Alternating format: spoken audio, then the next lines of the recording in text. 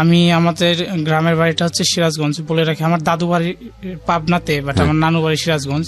আমরা নানু বাড়িতেই থাকি ছোটবেলা থেকে। ছোটবেলা থেকে তো সেখানে আমার বেড়ে ওঠা। আমার বাবা মানে এটা হচ্ছে আমার জন্মের আগে। আমার বাবা ঢাকাতে চাকরি করতো, সেটা কলা বাগানে। তো আমার আম্মু জায়গায় জব করতো গার্মেন্টসে ছোটবেলা থেকে। তো তখন ওখান থেকে আমার আব্বুর সাথে আমার আম্মুর পরিচয়। তো পরিচয় হওয়ার পরে এটা আমার আম্মুর কাছে শোনা আর কি। পরিচয় হওয়ার পরে আমার দাদিরা নাকি দেখে আমার আম্মুকে অনেক পছন্দ করছে, লাইক করছে। মানে আমার আম্মু ছোটবেলা থেকে একটু নামাজ কালাম পড়তো, মানে ধার্মিক টাইপের ছিল, ধার্মিক। তো তার জন্য পছন্দ কইরা আর কি তারা প্রপোজাল দিয়া মানে বিয়ে করাইছে। তো বিয়ের পরে চলছে এমনি ভালোই, মানে সংসারটা ভালোই চলছিল। তখন আমার আব্বু দেখা যায় তো কাজ করতো ঢাকাতে, গাড়ি চালাইতো। আমার আম্মু জব করতো গার্মেন্টসে। তো এক পর্যায়ে যখন আমি পেটে আসলাম তখন মানে আমার আম্মু চলে যায় দেশের বাড়িতে গার্মেন্টসের ছুটিতে আর কি। 1.5 মাস 2 মাস এমনি ছুটি দেয়। তো সেই ছুটিতে দেশের বাড়িতে চলে যায়। তো বলে রাখি তখন মানে দেশের বাড়িতে আমাদের কোনো জায়গা জমি ছিল না আর কি। তো দেশের বাড়ি চলে যায়, যাওয়ার পর আমার খালার বাসায় ওঠে। মানে আমার খালার বাসা তো পার্শ্ববর্তী গ্রামে। তো আমার খালার বাসায় ওখানে যায়। তো বলে যে এমনি এমনি আসছি। তো পরে খালা ওনাদের খুব একটা ঘর ছিল না, পার্শ্ববর্তী ছোট একটা ঘর। তো বলছে যে ঠিক আছে তুই পাশেই থাকিস। নানু বাড়িতে গেছে আপনার মা, আপনি তখন পেটে? আমি পেটে। আচ্ছা, মানে ডেলিভারি হওয়ার জন্য আর কি নানু বাড়িতে গেছে। তো যাই হোক আমি যখন হলাম তো হওয়ার পরে আমার আব্বু চলে আসে, দেশেতে চলে আসে। জি, আপনি বড় সন্তান ফ্যামিলির? আমি ফ্যামিলির একমাত্র বড় সন্তান। জি। তো আমার আব্বু চলে আসে। তো আসার পরে দেখা যায় আমার আম্মু আব্বু দুজনে পরিশ্রম করে যে টাকা জমাতো ওটা দিয়ে দেখা যায় তো মানে একটু জায়গা নিছে। তো দেখে যে এরকম থাকার তো জায়গা জমি না, একটা ছেলে সন্তান হয়েছে নানু বাড়িতে। এতদিন তো ঢাকাতেই থাকছোস, তো ওই জায়গায় একটু জায়গা জমি কিন। পরে আমার নানুরা সবাই মিলে একটু জায়গা দেখায় জায়গা কিনে দিল আর কি। ওই জায়গায় 6 ডিসিমের মতো এতটুকু জায়গা, মানে আমাদের কোনো রকম থাকার জন্য। তো ওখানে ঘর বাড়ি করে ওখানে আমরা থাকতাছি। তো আমার আব্বু তখন মানে মেকানিক্যালের কাজ জানতো, তো মানে গ্যারেজে কাজ করতো, রিক্সা ভ্যান এগুলো সারতো। তো একটা দোকান দিয়েছে আমার আব্বু বাজারের পাশেই। তো আমি তখন মোটামুটি ভালোই বড় হয়েছি, 7 বছর 6 বছর আমার এরকম হবে কিছু। তো আমাকে স্কুলে ভর্তি করে দেওয়া হলো। আর আমার আব্বু দেখা যাচ্ছে গ্যারেজে কাজ করছে। তো আমাদের সংসারটা ভালোই চলছে। তো আমি তখন হয়তো ক্লাস 2তে বা 3তে পড়বো এমন কিছু, মানে সঠিক আর কি মনে হচ্ছে না, ওই 2 বা 3 এমন। তো আমার আব্বু তখন হুট করে দোকানটা বিক্রি করে দিল। তো বিক্রি মানে কিসের গ্যারেজ ছিল এটা? এটা হচ্ছে আপনার মানে রিক্সা ভ্যান এগুলো সারতো।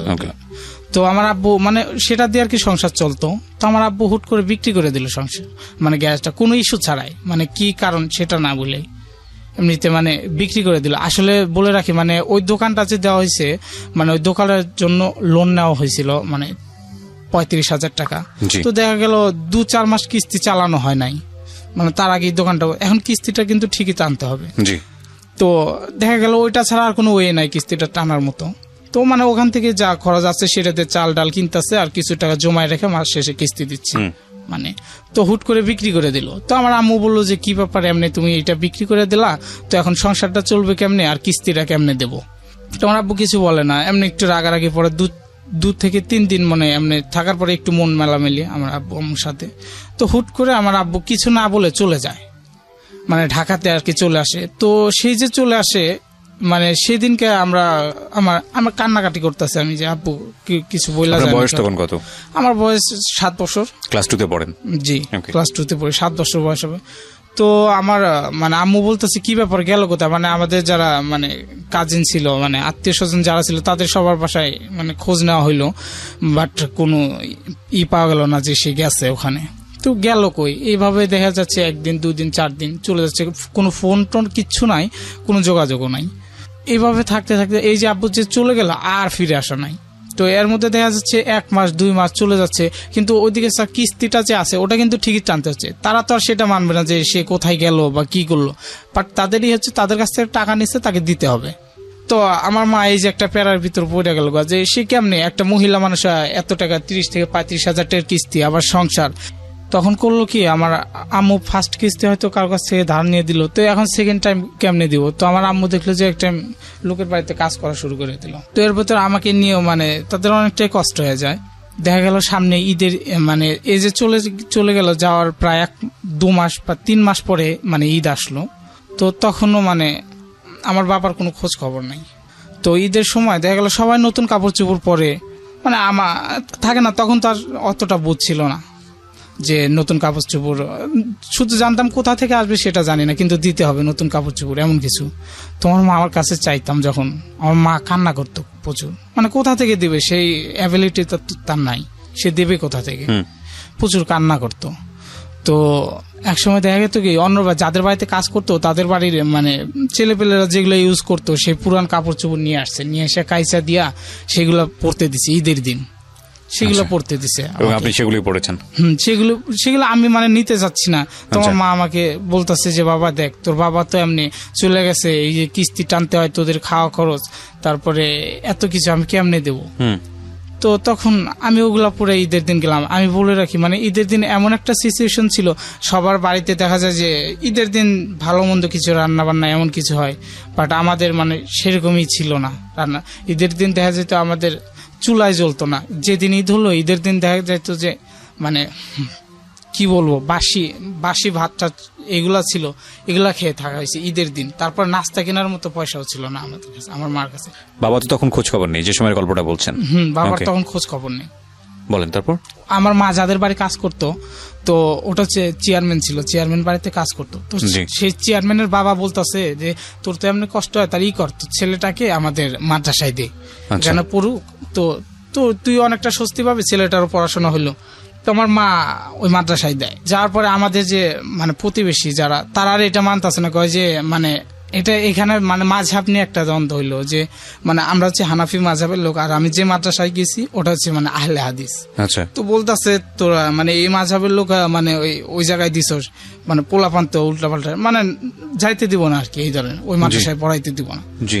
তো আমার মা কি করবো, সেখান থেকে মানে আমাকে আর পড়তে দিল না। আমার প্রতিবেশী যারা, তারা মানে ওই জায়গায় যারা গণ্যমান্য লোক ছিল, তারা আমাদের গ্রামের, তো ওখান থেকে নিয়ে আসলো। নিয়ে আসার পরে এখন স্কুলে দেয়া দেখা যায় যে খাতা বই এগুলো সব তো কিনে দিতে হয়, বই খাতা মাতা, তো আমার মা পারছে না। তো তখন আমাকে এক জায়গায় কাজে দেয়, মানে আমাদের প্রতিবেশী একটা ছিল, তো সে বলতেছে দেখ তো ছেলেকে নিয়ে এইভাবে সমস্যা হচ্ছে, তো এক কাজ কর, আমার বোনের বাসায় কাজে দে। আচ্ছা। বলতেছে আমার মা আর কি মানে দিতে চাচ্ছে না, কিন্তু মায়ের মন, মা কি চায় যে কারো ছেলে যাক কাজ করুক এই এতটুকু বয়সে। তখন আমার বয়স 7 বছর। গেলাম আমি, তারা বললো যে আমাকে প্রতিশ্রুতি দিয়ে নিয়ে গেল যে আমাকে লেখাপড়া করাবে। আগে থেকে আমার মানে লেখাপড়ার প্রতি একটা ইন্টারেস্ট ছিল, মানে আমি লেখাপড়া করব, ভালো কিছু করব, এমন কিছুই ছিল। ওখানে নিয়ে যাওয়ার পরে দেখা যেত কি ভাই, মানে একটা বাসার মানে গ্রামের বাড়িতে মানে বড় একটা ফ্যামিলির যে কাজগুলো থাকে প্রত্যেকটা কাজ আমাকে করাইতো। দেখা যেত বাসন মাজাইতো, তারপরে আপনার ঘর ঝাড়ু দেওয়া হইতো, তারপরে ভাত দেখা যেত ওরাই করে দিত, আমাকে রান্না করা লাগতো, গোয়ালের গোবর ফালাইতে হইতো, গরুর মানে যাবতীয় যত কাজ একটা বাড়িতে, একটা সংসারে যত কাজ করা লাগতো সবকিছু আমাকে দিয়ে করাইতো। তখন দেখা যেত আমি যদি বলতাম যে আমি করবো না, আমাকে মারধর করা হইতো। তারপরে আমি কি করবো, আমি বাড়িতে আসবো, বাড়িতে আসলে আমার মার এই জায়গায় কষ্ট, আমার মা নিজে খাইতে পায় না, আমি দেখি। তো আমি দেখা যেত কষ্ট সহ্য করে অমনি থাকতাছি। তো আমি বলতাম যে আচ্ছা ঠিক আছে, আমাকে কাজ করানোর সমস্যা নাই, কিন্তু আপনারা যে বললেন যে আমাকে একটু পড়াশোনা করাবেন, তো আমাকে যদি মানে স্কুলে না যাইতে দেন, বাসায় তো আপনারা তো অনেক শিক্ষিত আছেন, তো বাসায় যদি একটু আমাকে পড়াইতেন, তো একটু সময় 1 ঘন্টা বা 2 ঘন্টা সময় করে মানে পড়াইতেন, তাহলে মানে আমি কাজ করি তাতে দুঃখ নাই, যত করা, যদি একটু পড়ানোর সুযোগ দিতেন তা আমার খুব ভালো হইতো। তোরা দেখতো মানে বলতে আচ্ছা ঠিক আছে দেবনি, যা কাজ কর, মানে ঝাড়ি জড়ি দিয়ে ছাড়ি দিত, ঠিক আছে যখন সময় পাই তখন পড়াবো, যা কাজ করে এখন। তো আমাকে আসতে দিত না। আমি বলতাম যে ঠিক আছে আমি আমার মাকে একটু দেখতে যাব।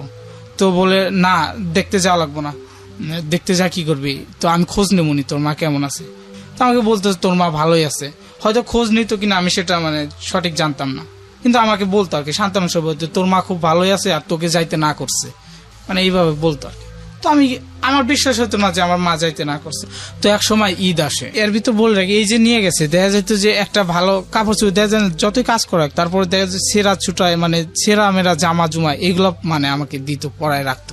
আর খাবার দিত ভাই বলি কি বলবো, মানে সবাই খায় যেটা বাঁচতো বাসি পচা সেই খাবারটা আমাকে দিত। এই গল্পটা যারা শুনছেন তাদের অনেকের বাড়িতেই এরকম ছোট ছোট কাজের ছেলে আছে আমি বিশ্বাস করি।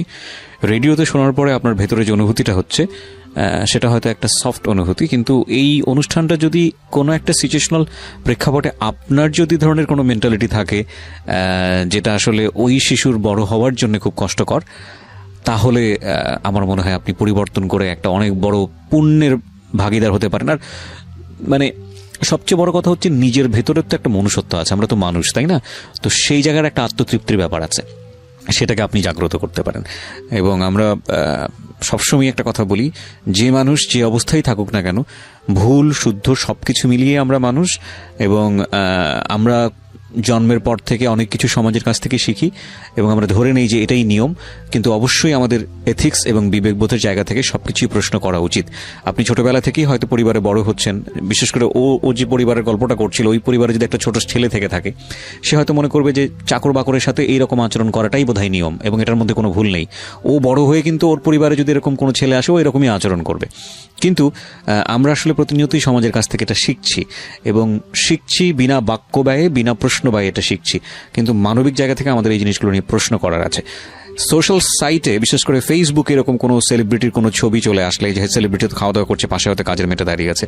আমি নিজেও একটা পোস্ট করেছিলাম কিছুদিন আগে, আমি একটা রেস্টুরেন্টে খাচ্ছিলাম এবং সেই রেস্টুরেন্টে আমি দেখলাম যে বাবা খাচ্ছে, মা খাচ্ছে, ছোট একটা বাচ্চা সেও খাচ্ছে, এবং কাজের মেয়েটাকে তারা যেটা করেছে টেবিলের পাশে বসিয়ে উল্টো দিক করে ঘুরে বসতে বলেছে। চিন্তা করে দেখুন কতটা ভয়ানক হতে পারে, কতটা ভয়ানক পাশবিক নির্লজ্জ মানসিকতা হতে পারে। এইরকম রেস্টুরেন্টে সাধারণত শিক্ষিত মানুষরাই যায়, এরকম রেস্টুরেন্টে সাধারণত পড়াশোনাওয়ালা মানুষ, পয়সাদার মানুষ যারা, তারাই যায়। তো শিক্ষিত পড়াশোনা বিশ্ববিদ্যালয়ে পড়ুয়া একটা মানুষের বিবেক আর 10টা মানুষের চেয়ে একটু ডিফারেন্ট হবে, ভালো হবে, এটাই তো আমরা এক্সপেক্ট করি, তাই না? তো সেরকম একটা পরিবারের কর্তা যিনি, তিনি খাচ্ছেন, পরিবারের কর্ত্রী যিনি, মানে যিনি সংসার সামলান, আমি তার ওয়াইফের কথা বলছি, তিনি খাচ্ছেন, তাদের একটা ছোট বাচ্চা আছে, সেও খাচ্ছে, এবং এই টেবিলেই একটা চেয়ার উল্টো দিক করে ঘুরিয়ে রাখা, সেখানে কাজের মেয়েটাকে বসিয়ে রাখা হয়েছে। আমরা কি মানুষ? এই ছবিটা যখন ফেসবুকে আমি ছাড়লাম, সেখানে বিভিন্ন রকমের কমেন্টস এসছে, আজে বাজে গালি এসছে, এবং ফেসবুকের কথাটা আমি এই কারণেই বলছি, যারা গালি দিয়েছেন, যারা বকা দিয়েছেন ওই ফ্যামিলিটাকে, তাদের মধ্যে অনেকেই এরকম করেন। আমরা সোশ্যাল সাইটে এসে যতটা ভদ্র এবং অভদ্র হই, আমি আবার সেন্টেন্সটা রিপিট করছি, যতটা ভদ্র, বিবেকবান এবং অভদ্র হই, আমাদের ব্যক্তি জীবনে আমরা সেটা নই, আসলেই নই। এই কারণে আমরা এটাকে খুব গুরুত্ব সহকারে নেই না, হয়তো ইদানিং নেওয়া শুরু করছি, নেই না আসলে, এবং যে কারণেই অনেক সময় আমরা যে আচরণটা করা উচিত সেটা বুঝে উঠতে পারি না, হ্যাঁ, এবং যেটা এক্সপেক্টেড সেটা বুঝে উঠতে পারি না। তো সেই জায়গাটা থেকে আমি সবাইকে রিকোয়েস্ট করব যে বিশেষ করে মানুষের প্রতি আচরণ, ঘরের মানুষ, এবং সে কিন্তু আপনার ফ্যামিলি মেম্বার, যেই বাচ্চাটা আপনার বাসায় কাজ করছে, যদিও তো আইনত আমি জানি যে শিশু শ্রম বৈধ না, তারপরেও আমি একটু সুযোগ পেয়েছি বলে একটু এই জায়গাটা একটু বললাম যে যদি কখনো এরকম হয়, এই বাচ্চাটাকে আপনি একটা মানবিক মর্যাদায় বড় করুন। মানবিক মর্যাদা, আমি বলছি না যে আপনার সন্তানকে আপনি যাই খাওয়াবেন ওকেও তাই খাওয়ান, এটা হয়তো আপনার জায়গা থেকে সম্ভব না। আপনার সন্তানকে যেভাবে ট্রিট করবেন ওকেও সেভাবে ট্রিট করবেন, যদিও ধর্মে সে কথাটাই বলা আছে, কিন্তু অ্যাটলিস্ট মানবিক আচরণটা করুন, হ্যাঁ। এবং এই মানবিক আচরণটা এমনও হতে পারে যে কার ভাগ্যে আসলে কি লেখা আছে আমরা তো জানি না, যে আপনার সন্তান হয়তো আপনাকে ঈদ চলে আসলো, তো আমি বলতেছি আমি বাড়িতে যাব, তো বলতেছে না কেন যাবি, বাড়িতে যাবি, ঈদের দিন এরকম মানে মানুষজন আসবে, অনেক লোকজন আসবে, তো অনেক গ্যামজাম থাকবে, একটু কাজ বাজ করতে হবে, তো তুই ঈদের পরের দিন যাস। তো আমি অনেক কান্নাকাটি করতেছি, তো যখন দেখছি তারা আমাকে আর মানাতে পারছে না, কিছুতেই মানে বুঝাতে পারছে না, তো তখন মানে এক পর্যায়ে রাজি হয় যে আচ্ছা ঠিক আছে যাস। তো যাবি কেন, ঈদের দিন যাবি, ঈদের আগের দিন যাইতে পারবি না। তো ঈদের দিন দেখা যায় তো বাড়ির সব কাজ, অনেক সকালে উঠছি, ওইটা যতগুলো কাজ আছে মানে কাজ সব কিছু কমপ্লিট কইরা তারপরে সবাই মাঠে নামাজে যাচ্ছে, তখন মানে আমাকে যে নিয়ে গেছিল কাজে, ওর গাড়ি আছে মোটরসাইকেল, তো মোটরসাইকেলে উঠাইয়া রাস্তায় নামাই দিল, রাস্তা থেকে একটু দূরে আমাদের বাড়ি। তো আমাকে যখন নামাই দিল দেখি সবাই মাঠে যাচ্ছে, তো নামাই দিয়ে আমার হাতে 150 কি 200 টাকা দিল, দিয়ে বলতেছে ঠিক আছে যা তুই। তো যাস, আমি তোকে আবার নিতে আসবো নি। তো আমি বললাম আমি কিন্তু আজকে বা 2-4 দিনের ভিতরে আমি আর যাবো না। তো আমি চলে গেলাম। আমি তো খুশি যে আমার নামাজ দিছি, এতদিন পরে বাড়িতে আসলাম, সবাই মাঠে যাচ্ছে। তো আমি দৌড়ায় বাড়িতে গেছি। বাড়ির পাশে যা দেখি, তখন দেখি আমার মা কান্না করতেছে, অনেক কান্না। তো আমি যখন মাকে ডাক দিলাম, মা আমাকে দেখা আমাকে জড়ায় ধরে আরো বেশি কান্না শুরু করে দিল, হাউমাউ করে কান্না শুরু করে দিল। বলতেছে যে তুই এতদিন খোঁজ খবর নাস নাই, এই যে ওদের কাছে বলছি যে তুই একবার এলে বাড়িতে, তুই নাকি বলছো যে আসবি না, তুই ওখানে ভালো আছোস, ওখানেই থাকবি, ওখানে থাকস, অনেক ভালো আছোস, আমি তোকে এতদিন মানে দেখতে পারি না। মা গিয়ে দেখতে পারতো না ওখানে? না, আমার মাও যাইতো না। যেত না কেন? বলতো ওরা আইসা বলতো যে ও ভালো আছে ওখানে, এখন আসবে না, যায় না, এমনি হয়তো বলতো। আর আমি বলতাম আমি আমার মার কাছে যাবো, ওরা আমাকে বলতো যে আমার মা উল্টা মেসেজ দিত আর কি। ওরা হয়তো বুঝতে পেরেছিল যে আপনার মার সঙ্গে দেখা হলে হয়তো ওরা কাজ করাতে পারবে না বা এরকম কোনো কিছু, হয়তো এমন কিছু। হ্যাঁ, তো আমি যখন আসলাম আমাকে দেখে মা খুব কান্না করতেছে। তো আমি আসলাম যে তখন মানে আমি খুব ক্ষুধার্ত ছিলাম, না খেয়ে চলে আসছি ওখান থেকে। তো মাকে বললাম মা বাড়িতে কি কিছু আছে, তো আমাকে দাও, আমি কটা খাই। তো আমার মা আরো বেশি কান্না করল, কয় বাবা বাড়িতে তো হাড়ি জ্বলে নাই, মানে রান্না হয় নাকি আর কি। তো খুললাম, রান্না হয় না, মানে কয় যে গত 7 দিনে যে কাজটা করছে সে চাল বা টাকা ওটা বিক্রি করে কিস্তি দিয়ে দিচ্ছে, আজকে ঈদের একটা দিন রান্না হয় নাই। তো আমার কাছে যে 150 টাকা ছিল, তো আমি বললাম আচ্ছা মা দাঁড়াও, সমস্যা নেই, আমি আসি। 150 টাকা দিছে, ওটা নিয়ে আমি দৌড়ায় দোকানে গেছি, যাই আপনার সেমাই লাচ্চা আর কি, মানে একটা মিঠা জাতীয় ঈদের দিন আছে না ভালো মন্দ, তো আমি ওগুলো নিয়ে আসছি, নিয়ে এসে মাকে দিলাম, রান্না বান্না করে খালাম। খাওয়ার পরে ঈদের দিন আমি মাকে বলতেছি যে মা আমি আর ওই জায়গায় যাবো না। এক পর্যায়ে আমি বলতে চাইছিলাম না যে না বলবো না, দেখা যায় অসহ্য, আমি থাকতে পারছি না এভাবে। আসলে আমার বয়সটা খুব কম, মানে আমার ফিটনেসের সাথে যে আমাকে যে পরিশ্রমটা করাচ্ছে, মানে আপনি নিতে পারতেছি না, মানে এটা বেশি ওভারলোড হয়ে যাইতেছে। তো প্রতিনিয়ত অসুস্থ হয়ে যেতাম, তারপরে কাজ করতে হইতো। জি। তো মাকে বললাম এসব, তো আমার মা বললো ঠিক আছে বাবা তোরা যাওয়া লাগবো না ওই জায়গা। তো ওরা পরবর্তীতে আবার নিতে আসছিল, আমার মা বলছে না আমি খায়া থাকি না খায়া থাকি, আমি আমার ছেলেকে নিয়েই থাকবো, ছেলে আমার সাথেই থাকবে, আমি আর দেবো না আপনাদের ওই জায়গায় কাজে। আমার মা আবার আমাকে স্কুলে ভর্তি করে দিল। আমি বললাম মা তো আমি আবার না স্কুলে ভর্তি, মানে আমার পড়ার প্রতি আগ্রহটা আগে থেকে ছিল যে আমি পড়াশোনা করব, মানে আমার যখন বুঝ হয়েছে তখন দেখছি একটু পড়াশোনা করে হয়তো ভালো কিছু করব, এমন কিছু। তো আবার স্কুলে ভর্তি করে দেয় আমাকে। তো আমি স্কুলে যাচ্ছি, তো এই পর্যায়ে দেখা যাচ্ছে স্কুলে যখন আবার ভর্তি করে দিল, তার 5-6 মাস পরে আমার বাবা হুট করে ব্যাক করছে। আচ্ছা। তো আসার পরে আমার মা বাবা আমরা সবাই তো কান্নাকাটি, যে এতদিন পর প্রায় 1.5 বছর পরে চলে আসছে। তো আমরা সবাই তো তাকে দেখে অনেক কান্নাকাটি, তো অনেক কিছু বললাম যে এইভাবে চলে গেছো, মানে এত কষ্ট কইরা এইভাবে করতেছে। তো আমার বাবা হয়তো ভুল বুঝতে পারছে, তো বলতেছে আসলে মানে এটা আমারই ভুল, মানে তার ভুলটা সে বুঝতে পারছে, সে বলতেছে আসলে এভাবে চলে গেছি। তো আসার পরে আবার আমাদের সাথে থাকতেছে, একসাথেই থাকতেছি। আমার বাবা যখন নেক্সট টাইম আবার আসলো, তখন আবার একটা গ্যারেজে কাজ করতো, গাড়ি গ্যারেজে আবার কাজ নিল। তো নেওয়ার পরে যে আমাদের যে মানে 5 শতক জায়গা কিনা হলো, আমার মা টাকা করলো বাড়ি করার জন্য। তো বাড়ি করলাম 5 শতক জায়গা নিয়ে। তো এই জায়গায় বলি মানে আমাদের বাড়িটা যে করছি তার বাড়ির পাশে, মানে আমি সেই ভদ্রলোকটার নাম বলবো না, হয়তো মানে সে সমাজে গণ্যমান্য একটা লোক, তার নাম বললে হয়তো সম্মান ক্ষুণ্ণ হবে, আমি চাচ্ছি না তার সম্মান ক্ষুণ্ণ, বাট আমার সাথে যেটা করছে আমি সেটা বলতেছি। তার জায়গাটা অনেক ছিল, বাট আমাদের যে 6 শতক জায়গাটা নিছি না, মানে এই জায়গাটার কারণে ওর বাড়িটা আর কি একটু অগোছানো লাগে, মানে প্লেসমেন্টটা ঠিক মতো মানে অগোছানো লাগে, তার কারণে এই যে একটা শত্রুতা। আর দেখা যেত কি বাড়িতে আমরা ঘুমাচ্ছি, রাত্রে ঠিক মতো ঘুমাইতে যেত না, ঢিল মারতো চালে।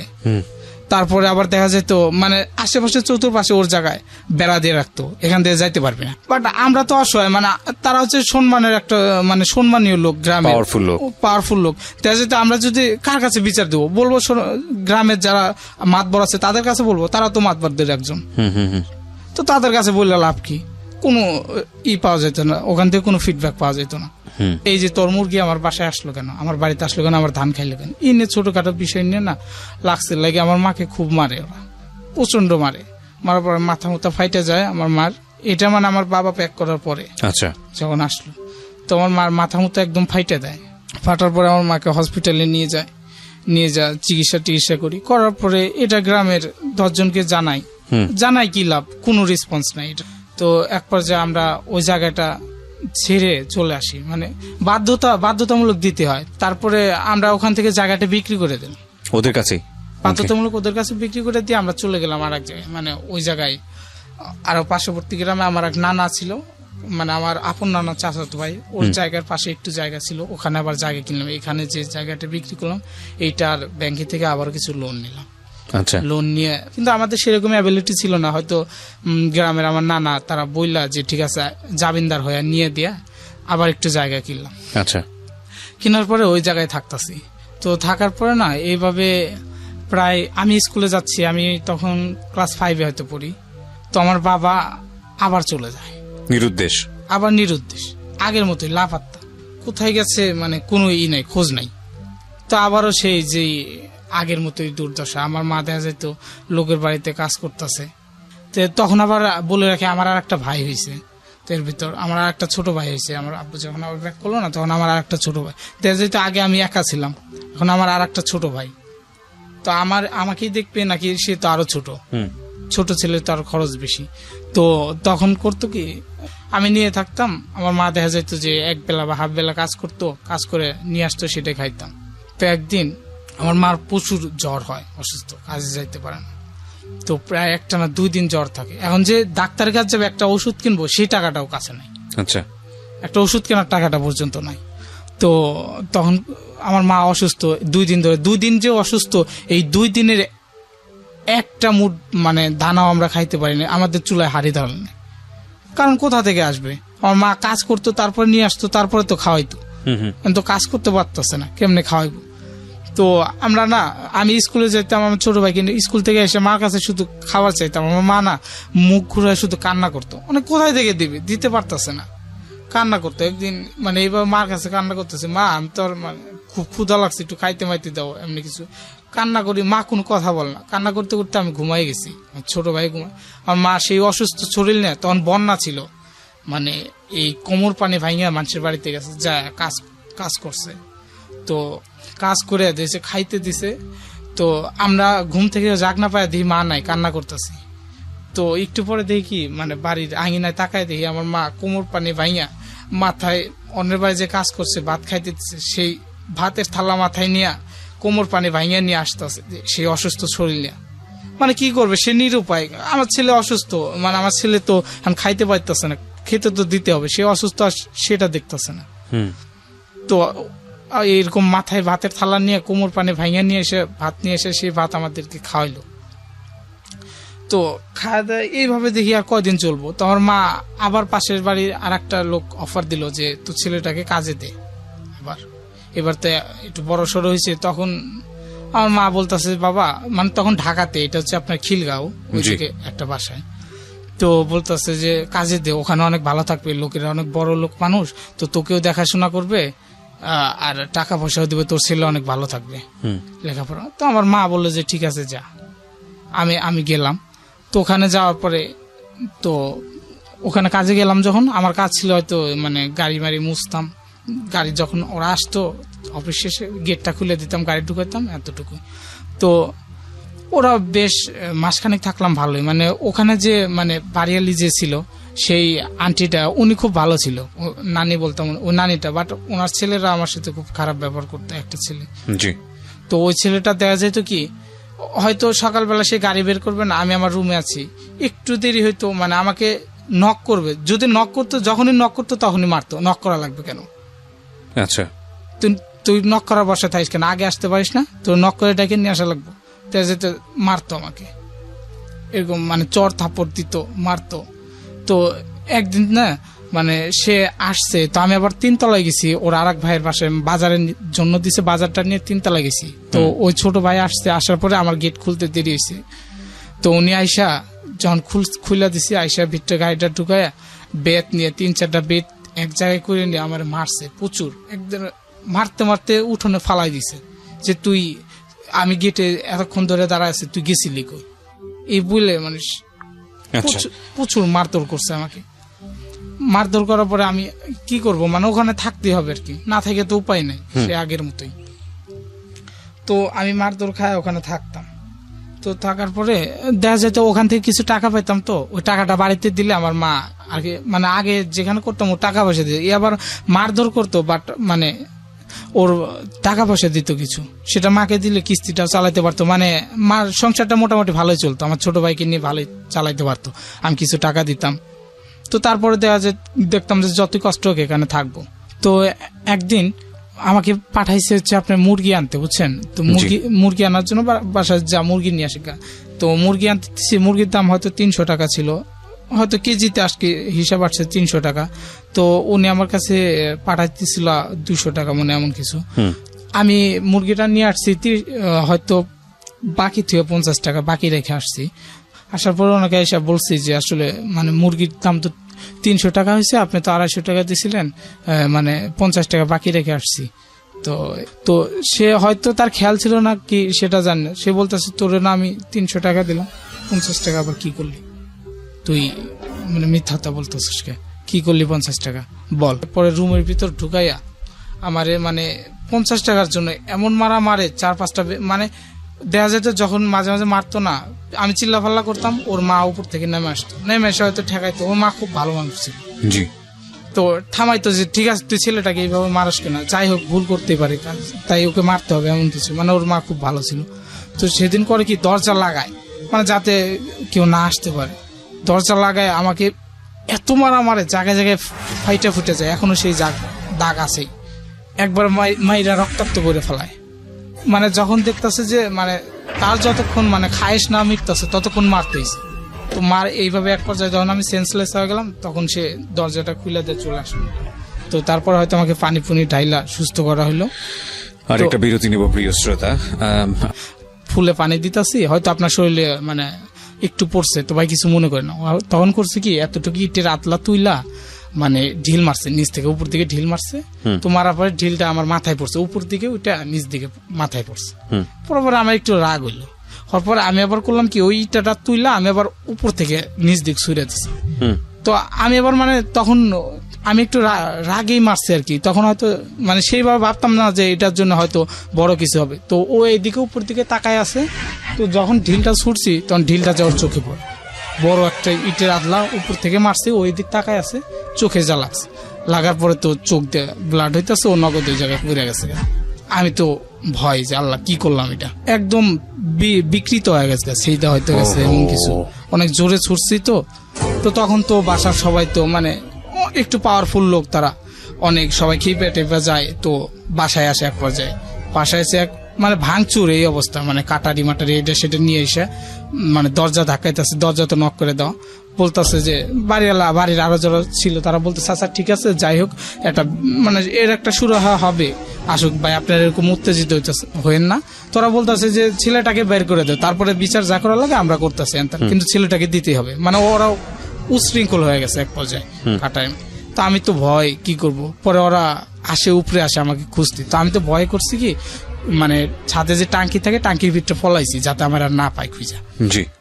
তো তখন ওরা মানে খুঁজা মুজা যায় আর পায় না পায়া আমাকে খুঁজা পায় না, পরে নিচে যায়, মানে ওরা তো নিচে দেখা যায় এক পর্যায়ে মানে ওই জায়গা থেকে নড়তাইছে না এমন অবস্থা, 3-4 ঘন্টা হয়ে যাইতেছে ওই জায়গায় বসে আছে, ওকে দিতে হবে, ওদের কথা হলো যে ওকে বের করে দিতে হবে। তো তখন মানে ওই আমি যে বাসায় কাজ করতাম না, ওই বাসার মালিক একজন ছিল চক্ষু মানে বিশেষজ্ঞ ডাক্তার, তো উনি ইমিডিয়েটলি ওনাকে নিয়ে হসপিটালে যায়, যাওয়ার পরে মানে অপারেশন থিয়েটারে নিয়ে দেখে মানে চোখ একটা এটা বাতিল আর কি, চোখটাই পুরা হয়ে গেছে গা, নষ্ট হয়ে গেছে, একটা চোখ কানা, তো এক চোখ অন্ধ হয়ে গেছে গা। তখন তো ওরা তো আরো বেশি বিগড়ে গেছে, তো তখন তো বাসায় ফোন দেয়া বলতেছে মানে আমার নানি যে আম্মু এমন এমন কথা, ছেলেটার চোখ তো ওইটা নষ্ট, একবার বাতিল হয়ে গেছে। এই নিউজটা তো ওরা শুনলে তো আরো বিক্রি, তো এখন কি করবো, ও কই, ওরা বলছে যে ওরে তো খুঁজা পাইতেছে না, ও গেছে কই। পরে আমি তো আবার টাঙ্কির ভিতরে পলাইছি, ওরা তো পুরো সাত খুঁজা দেখছে নাই। পরে আমি টাঙ্কির ভিতর থেকে বাইরে ছাদে দাঁড়ায় আছি, তো আমাকে আবার নিয়ে আসছিল আমার এক ভাই, ওই ভাই আবার মানে ওই জায়গায় পড়াশোনা করতো, ওই বাসার সাথে ম্যাচ ছিল, ওই ম্যাচে থাকতো, তো ওই ভাই নিজ দিয়ে যাইতেছে, আমি ডাকতেছি শুনতেছে না উপর থেকে, পরে একটা ফুল ছুঁড়ে মারছি, মারার পর ওই ভাইয়ের সামনে পড়ছে, উপর দিক তাকাইছি, তাকাইলে পরে আমি বললাম যে আমি ভাই এনে উপরে আসেন, পরে সে আসে, মানে আইসা শুনে কেমনি কি বলে এমনি এমনি কথা, তো এমনি ঢিল ছুটছে, ওর চোখ তো কানা হয়ে গেছে। তখন কি করব, তো ওই আপা বলতেছে যে মানে ওর ছোট ছেলে কয় ও আসার আগে ওরে তাড়াতাড়ি বাড়ি থেকে খেদাই দাও, বিদায় করে দাও। তো ভাই বলতেছে এখন কি করবো, কই দিয়ে নিয়ে যাবো, সামনেতে তো বাড়ি করলে তো ওরা নিয়ে নিবে। তো আমারে করলো কি বলে তুই অলটপ কয়া এই পাশ দিয়ে মানে নর্দমার ভিতর দিয়ে পার হয়ে যা। আচ্ছা, পরে আমারে নিয়ে সে বললো যে আমি এদিক দিয়ে আসি, নিয়ে যা আপনার খিলগাঁও নিয়ে আসলো, নিয়ে এসে ওই জায়গায় আইসা আমাকে কাপড় চুর কিনে দিল, মানে নোংরা হয়ে গেছে না, অনেক নোংরা আবর্জনা ভিতর দিয়ে চলে আসছি। তো কিনে দিয়ে বললো যে একটা ট্রেনের টিকিট কাটা, বললো তুই বাড়িতে চলে যাগা। পরে আমি বাড়িতে চলে আসলাম, ওখান থেকে চলে আসার পরে মানে বাড়িতে যখন চলে আসলাম আমার মা বললো যে কি ব্যাপার, আমরা দেখে হুট করে কোনো কথা নাই বার্তা নাই চলে আসলি। আমি বললাম যে এমন আমার কথা, তেমন একটা অ্যাক্সিডেন্ট হয়েছে, তার জন্য আমি চলে আসছি। তো আবার বাড়িতে আসার পরে আবার আমি ওখানে আবার স্কুলে ভর্তি হলাম। ভর্তি হওয়ার পরে তখন ওখানে ক্লাস 6-এ ভর্তি হলাম। হওয়ার পরে 6 পড়লাম, 7-এ উঠলাম। 7-এ ওঠার পরে তখন দেখতেছে আমি মানে আমার লেখাপড়ার খরচ আর একটু বেশি বাইরে যাইতেছে। আমার মা তো সেই অন্যের বাড়িতে আগের থেকে হাড় ভাঙা পরিশ্রম করতেছে, এভাবে আর কতদিন চলে না। তো আমার বলতেছে একবার যে বাবা তুই কর, এক জায়গায় খোঁজ পাইছি তোর বাবা নাকি ঢাকায় থাকে, মানে আমার বাবার সাথে একটা লোক গাড়ি চালাইতো, সে আবার আমাদের বাড়ি। তো সে এসে বলতেছে আমি তো এমনি এমনি মাহমুদুল্লাহ বাবারে ওই জায়গায় একদিন দেখছি। আচ্ছা। তো আমার মা বললো যে বাবা তাহলে এক কাজ কর, তুই ওর সাথে যা দেখ তোর বাবারে মানে কোনো খুঁজা পাস কিনা।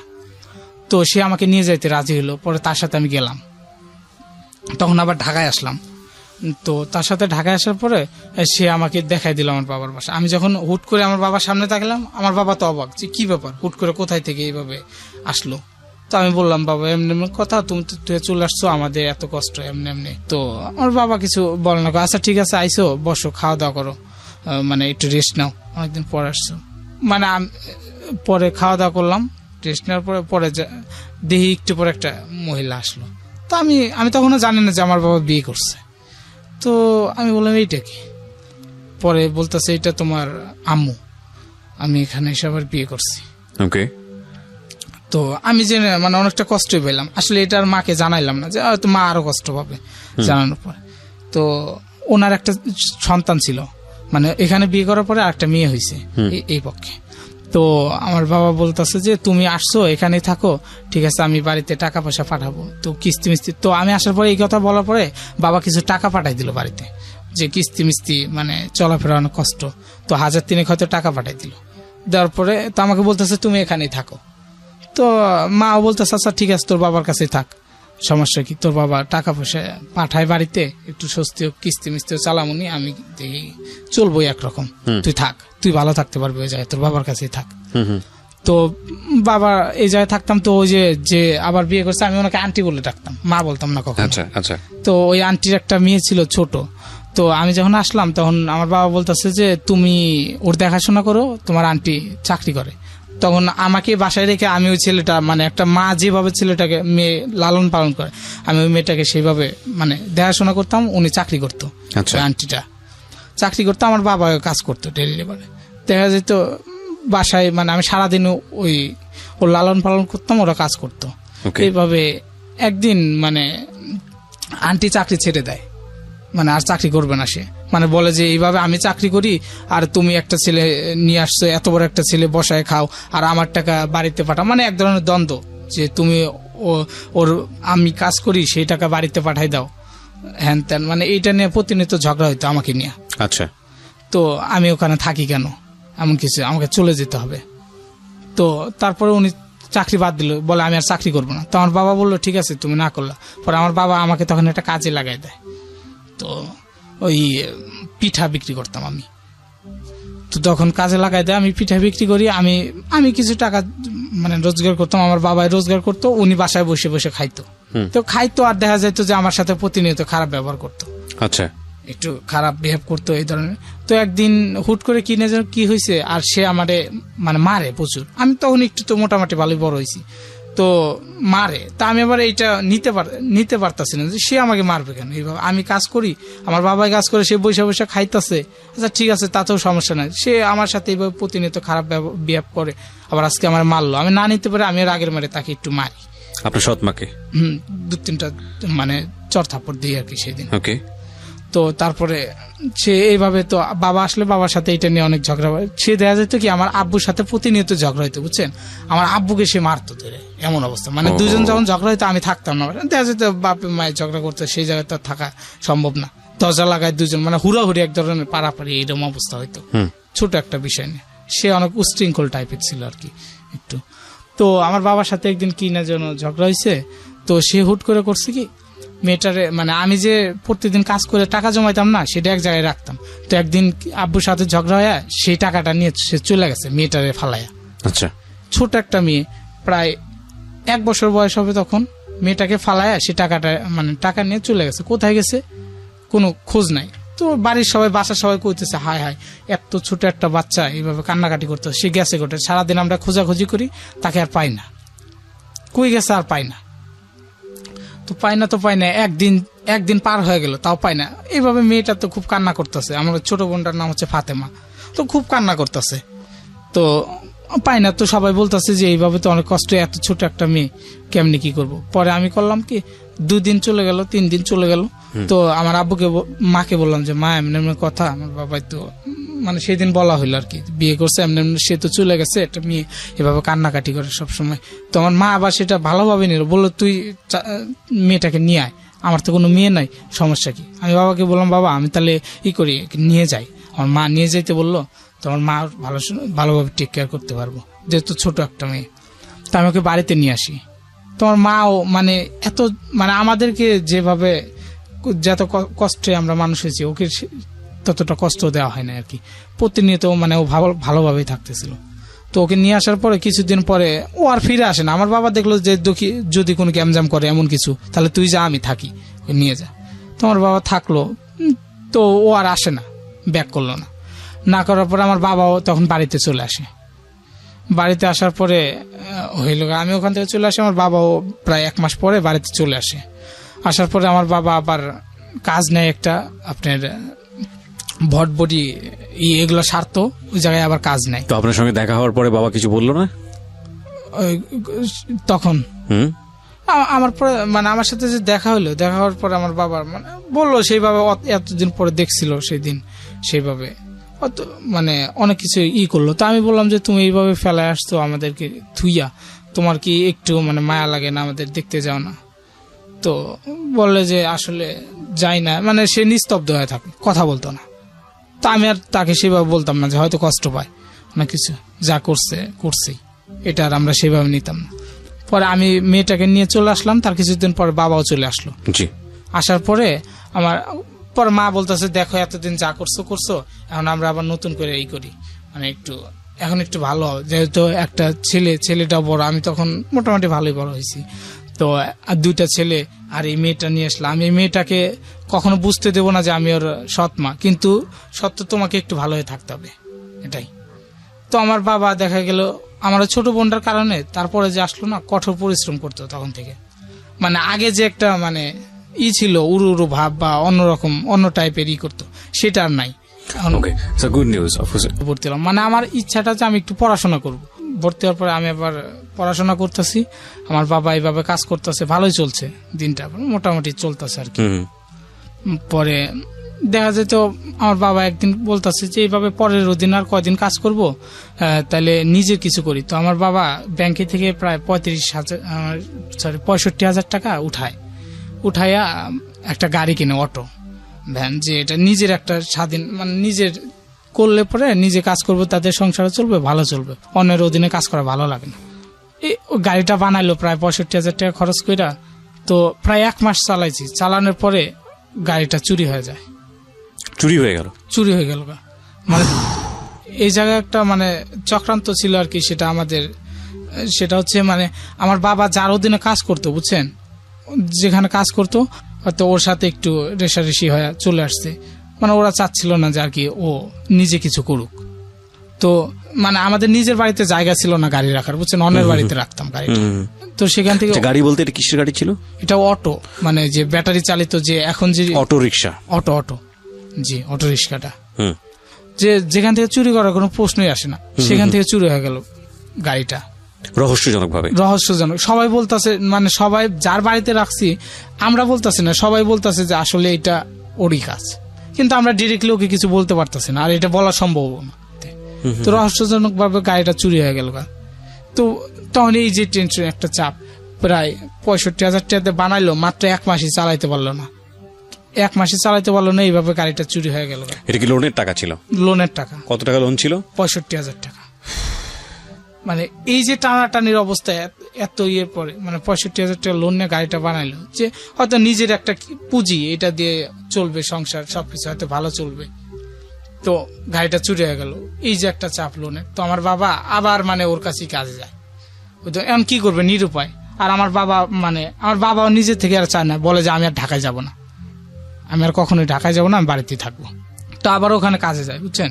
কাজে যাওয়ার পরে আবার মানে আমার দেখা যায় যে একটা করে চলতেছে না, অনেক টাকা কিস্তি। তো আমার বাবা আমাদের বাজারে সিকিউরিটি গার্ড হিসেবে আবার নিয়োগ নেয়, মানে রাত্রে ওখানে কাজ করে, আবার দিনে ওই দোকানে কাজ করে। পরে এইভাবে ওই জায়গায় মানে একসাথে 2টা জব করে, যে তাছাড়া তো আর পারতাছে না সংসারটা চালাইতে। দেখা যাইতেছে আমার বাবা কিস্তি চালাইতেছে, আর আমার মা দেখা যাইতেছে অন্যের বাড়ি কাজ কইরা আপনার আমাদের খাওয়া খরচ এগুলো করতেছে। তো এইভাবে এক পর্যায়ে প্রায় বেশ কিছুদিন করার পরে আমার ওই বাজারে একদিন চুরি হয়। তো চুরি হওয়ার পরে তাকে তো এসে ধরবো, কারণ সে সিকিউরিটি গার্ড, আর 2জন থাকে। আসলে মানে যে চুরি করছে, বুঝছেন, মানে সে একটু হলেও জানতাছে যে এই কাজটা করছে, কিন্তু বলার কোনো ওয়ে নাই। তখন মানে আব্বু আর নিরুপায় বলতে পারতেছে না যে ও এই কাজটা করছে। তখন সবাই দোষ দেয় যে হয়তো ওই এই কাজটা করছে, আর বাবাকে দোষ দেয় এভাবে। কিন্তু লোকের, আমার বাবা গ্রামে মানে এই যে আমাদের সাথে যতই খারাপ বিহেভ করুক বা আমাদের সাংসারিক ভাবে, কিন্তু কোন লোকের সাথে মানে সেইভাবে ব্যবহার করতো না। সবাই তখন আব্বুকে সাপোর্ট দেয় যে না, ও এই কাজ কখনোই করবে না, কারণ ও তো একটা ভালো মানুষ, আর আমরা যতদূর জানি ও এই কাজ করতে পারে না। তো এরপরে বিচার হইলো, হওয়ার পরে আমার আব্বুর জরিমানা হইলো, মানে 2জন সিকিউরিটি গার্ড ছিল, 2জনের জরিমানা হইলো 7,000 করে। তো আমাদের কাছে তখন এটা অনেক টাকা, 7,000 টাকা এমনিতে কিস্তি, তার উপর আবার এই জরিমানা, এটা এখন কোথায় থেকে দেবো? যাই হোক 7,000 টাকা জরিমানা, আমার আব্বু সময় নেয়। নেওয়ার পরে মানে আমার একটা সাইকেল ছিল, সাইকেলটা বিক্রি করা হয়। তো সাইকেল বিক্রি করে তারপরে আমি আবার এর ভিতর বলে রাখি, আমি যে স্কুলে পড়াশোনা করতাম না, তারপরে নিজের খরচ চালানোর জন্য আমি কাজ করতাম। দেখা যেত যে ধান কাটার সিজন আসতো, ধান কাটতাম, তারপরে এমনি সিজনাল যে কাজগুলা করে সে কাজগুলা করতাম আমি। তো এবার আমার না 5,000 টাকা জমাইছিলাম, মানে কাউকে জানতে দিতাম না। তো সেইটা দিলাম, আর আমার সাইকেলটা বিক্রি করে 7,000 টাকা ম্যানেজ করে মানে ওই জরিমানা দিলাম। তারপরে আব্বু তো কিস্তি কেমনে টানবো, এটা সম্ভব না, চালাইতে পারতেছে না। তো তারপরে ওই দোকানে কাজ করতেছে, কাজ করার পর একদিন করছে কি, ওই একটা মেশিন ঠিক করে, বুঝছেন, গাড়ি ঠিক করে বলতেছে ঠিক আছে আমি গাড়িটা দেখি ঠিক হয়েছে কিনা। চালাইতে আসছে, মানে ঠিক হয়েছে কিনা এটা দেখতে আসছে। আসার পরে গাড়িটা অ্যাক্সিডেন্ট হয়, উল্টা আমার আব্বুর পায়ের উপর পড়ে। পায়ের উপর পড়ার পরে আমার আব্বুর পাটা মানে একদম গরম পানি পুইরা এটুকু একবার হয়ে জায়গা পাটা। তো তারপরে আর কি এমনিতে তো অনেক সমস্যা, তারপরে আবার এত বড় একটা দুর্ঘটনা হয়ে গেল। আমার আব্বুকে হসপিটালে নিয়ে যাওয়া হয় তাড়াতাড়ি করে। তো ওখানে ডাক্তাররা বলে যে এটা পাকাইটা ফালান লাগবে, এমন অবস্থা। তো আমরা আরো হয়ে যায় যে এমনি আমাদের এই অবস্থা, এতটা কেমনি কই পাবো। তো ভালো একটা ডাক্তারের কাছে নিয়ে যাওয়া হয়, ও মেডিকেল থেকে নিয়ে আসার পরে তো সেই ডাক্তার বলে আচ্ছা ঠিক আছে আমি ট্রিটমেন্ট করবো, ট্রিটমেন্টে ইনশাল্লাহ ভালো হবে, পাও কাটতে হবে না। বলে ভালো হবে ঠিক আছে, কিন্তু নর্মালি আর সে এই পা আগের মতো আর সে পাবে না, কোনো কাজ করতে পারবে না। তো আমরা তো তখন আরো হয়ে যায় গেছে কেমনি এটা। তো তখন দেখা যেত কি, মানে আমি একটু বড় হয়েছি এখন, আমার বাবারও এইভাবে ইনজুরি, তো অনেক টাকার কিস্তি। আমার মা তো সেই আমার বাবা থাকা অবস্থায় থেকে অন্যের বাড়ি কাজ করতেছে, কাজ করে আমাদেরকে মানে মানুষ করতেছে, আজ অব্দি করে আসতেছে। আমার মা তো আর লোড নিতে পারতেছে না, আর আমার বাবা সেও তো এখন মানে এত বড় একটা ইনজুরি হয়ে গেল গা, সম্ভব না আর কি কিস্তিটা। তখন বাধ্যতামূলক সামনে আমার এসএসসি এক্সাম এসে যায়, কিন্তু তখন আমি দেখি যে মানে এক্সাম দিতে যাবো, সেখানে তো মানে ফর্ম ফিল আপ করতে হবে, টাকার প্রয়োজন। মানে আমাদের কাছে তখন ছিল কি 10টা টাকা আমাদের কাছে 10 লাখ টাকার সমান। তো আমি পড়াশোনা আর কি এক পর্যায়ে বললাম যে থাক, তাহলে পড়াশোনা কেমনি কি করবই না। পরে আমার মা, আমাদের বাড়ির পাশে এক লোক ছিল, ও ঢাকাতে থাকে, তো সেইখানে তো ওর কাছে যায়, যা বলতেছে এরকম অবস্থা, তো আমার ছেলেটাকে একটু চাকরি বাকরি দাও গার্মেন্টসে। তো আমাকে দেখে বলে, তখন বলে ছেলেটা তো অনেক ছোট, চাকরি বাকরি হয় কি না। আচ্ছা ঠিক আছে দিস, আমি দেখবো নি, যেহেতু এরকম সমস্যা। আমি ওখানে আসার পরে ওই জায়গায় চাকরি নেই। তো চাকরি নেওয়ার পরে দেখা যাইতেছে আমি বেতন হচ্ছে আমার মাত্র 5300 টাকা। আমি মানে সারা মাসে খুব পরিশ্রম করে। তখন আপনার বয়স কত? আমার বয়স তখন কত হবে, 15। ওকে, 15 বছর বয়স। দেখা যেত আমাকে নিবে না, কিন্তু সে একটু উচ্চ পর্যায়ে ছিল, তো মানে শ্রম আইনে তো আর কি নিষেধ আছে নাকি, এমনি বলে যে ছোট বাচ্চাদের দিয়ে কাজ করানো। তারপরে সে আমার উপর সহানুভূতি দেখাইয়া সে নিজের ডকুমেন্টস আর কি নিয়ে নেয়। তো তারপরে আমি ওখানে কাজ করি, 5300 টাকা বেতন, মাসে দেখা যেত 7000 টাকা বেতন পাইতাম এমন কিছু। আচ্ছা। তো তাতে দেখা যেত আমার থাকা খাওয়া ঘর ভাড়া এটা সেটা দিয়ে আমি 3500 টাকা 3000 টাকা এমনি দিতাম, দিয়ে দেখা যেত কাজ হতো না, কিস্তি সারা মাস কিস্তি টানতে হয়। তারপরে আমার বাবা আর কাজ করতে পারে না সেইভাবে, পরে আর কি করব, এইভাবে আমি দেখা যেত এমন পর্যায়ে থাকি, একটা যে নিজের যে একটা কাপড় কিনবো সেটাও কিনি না।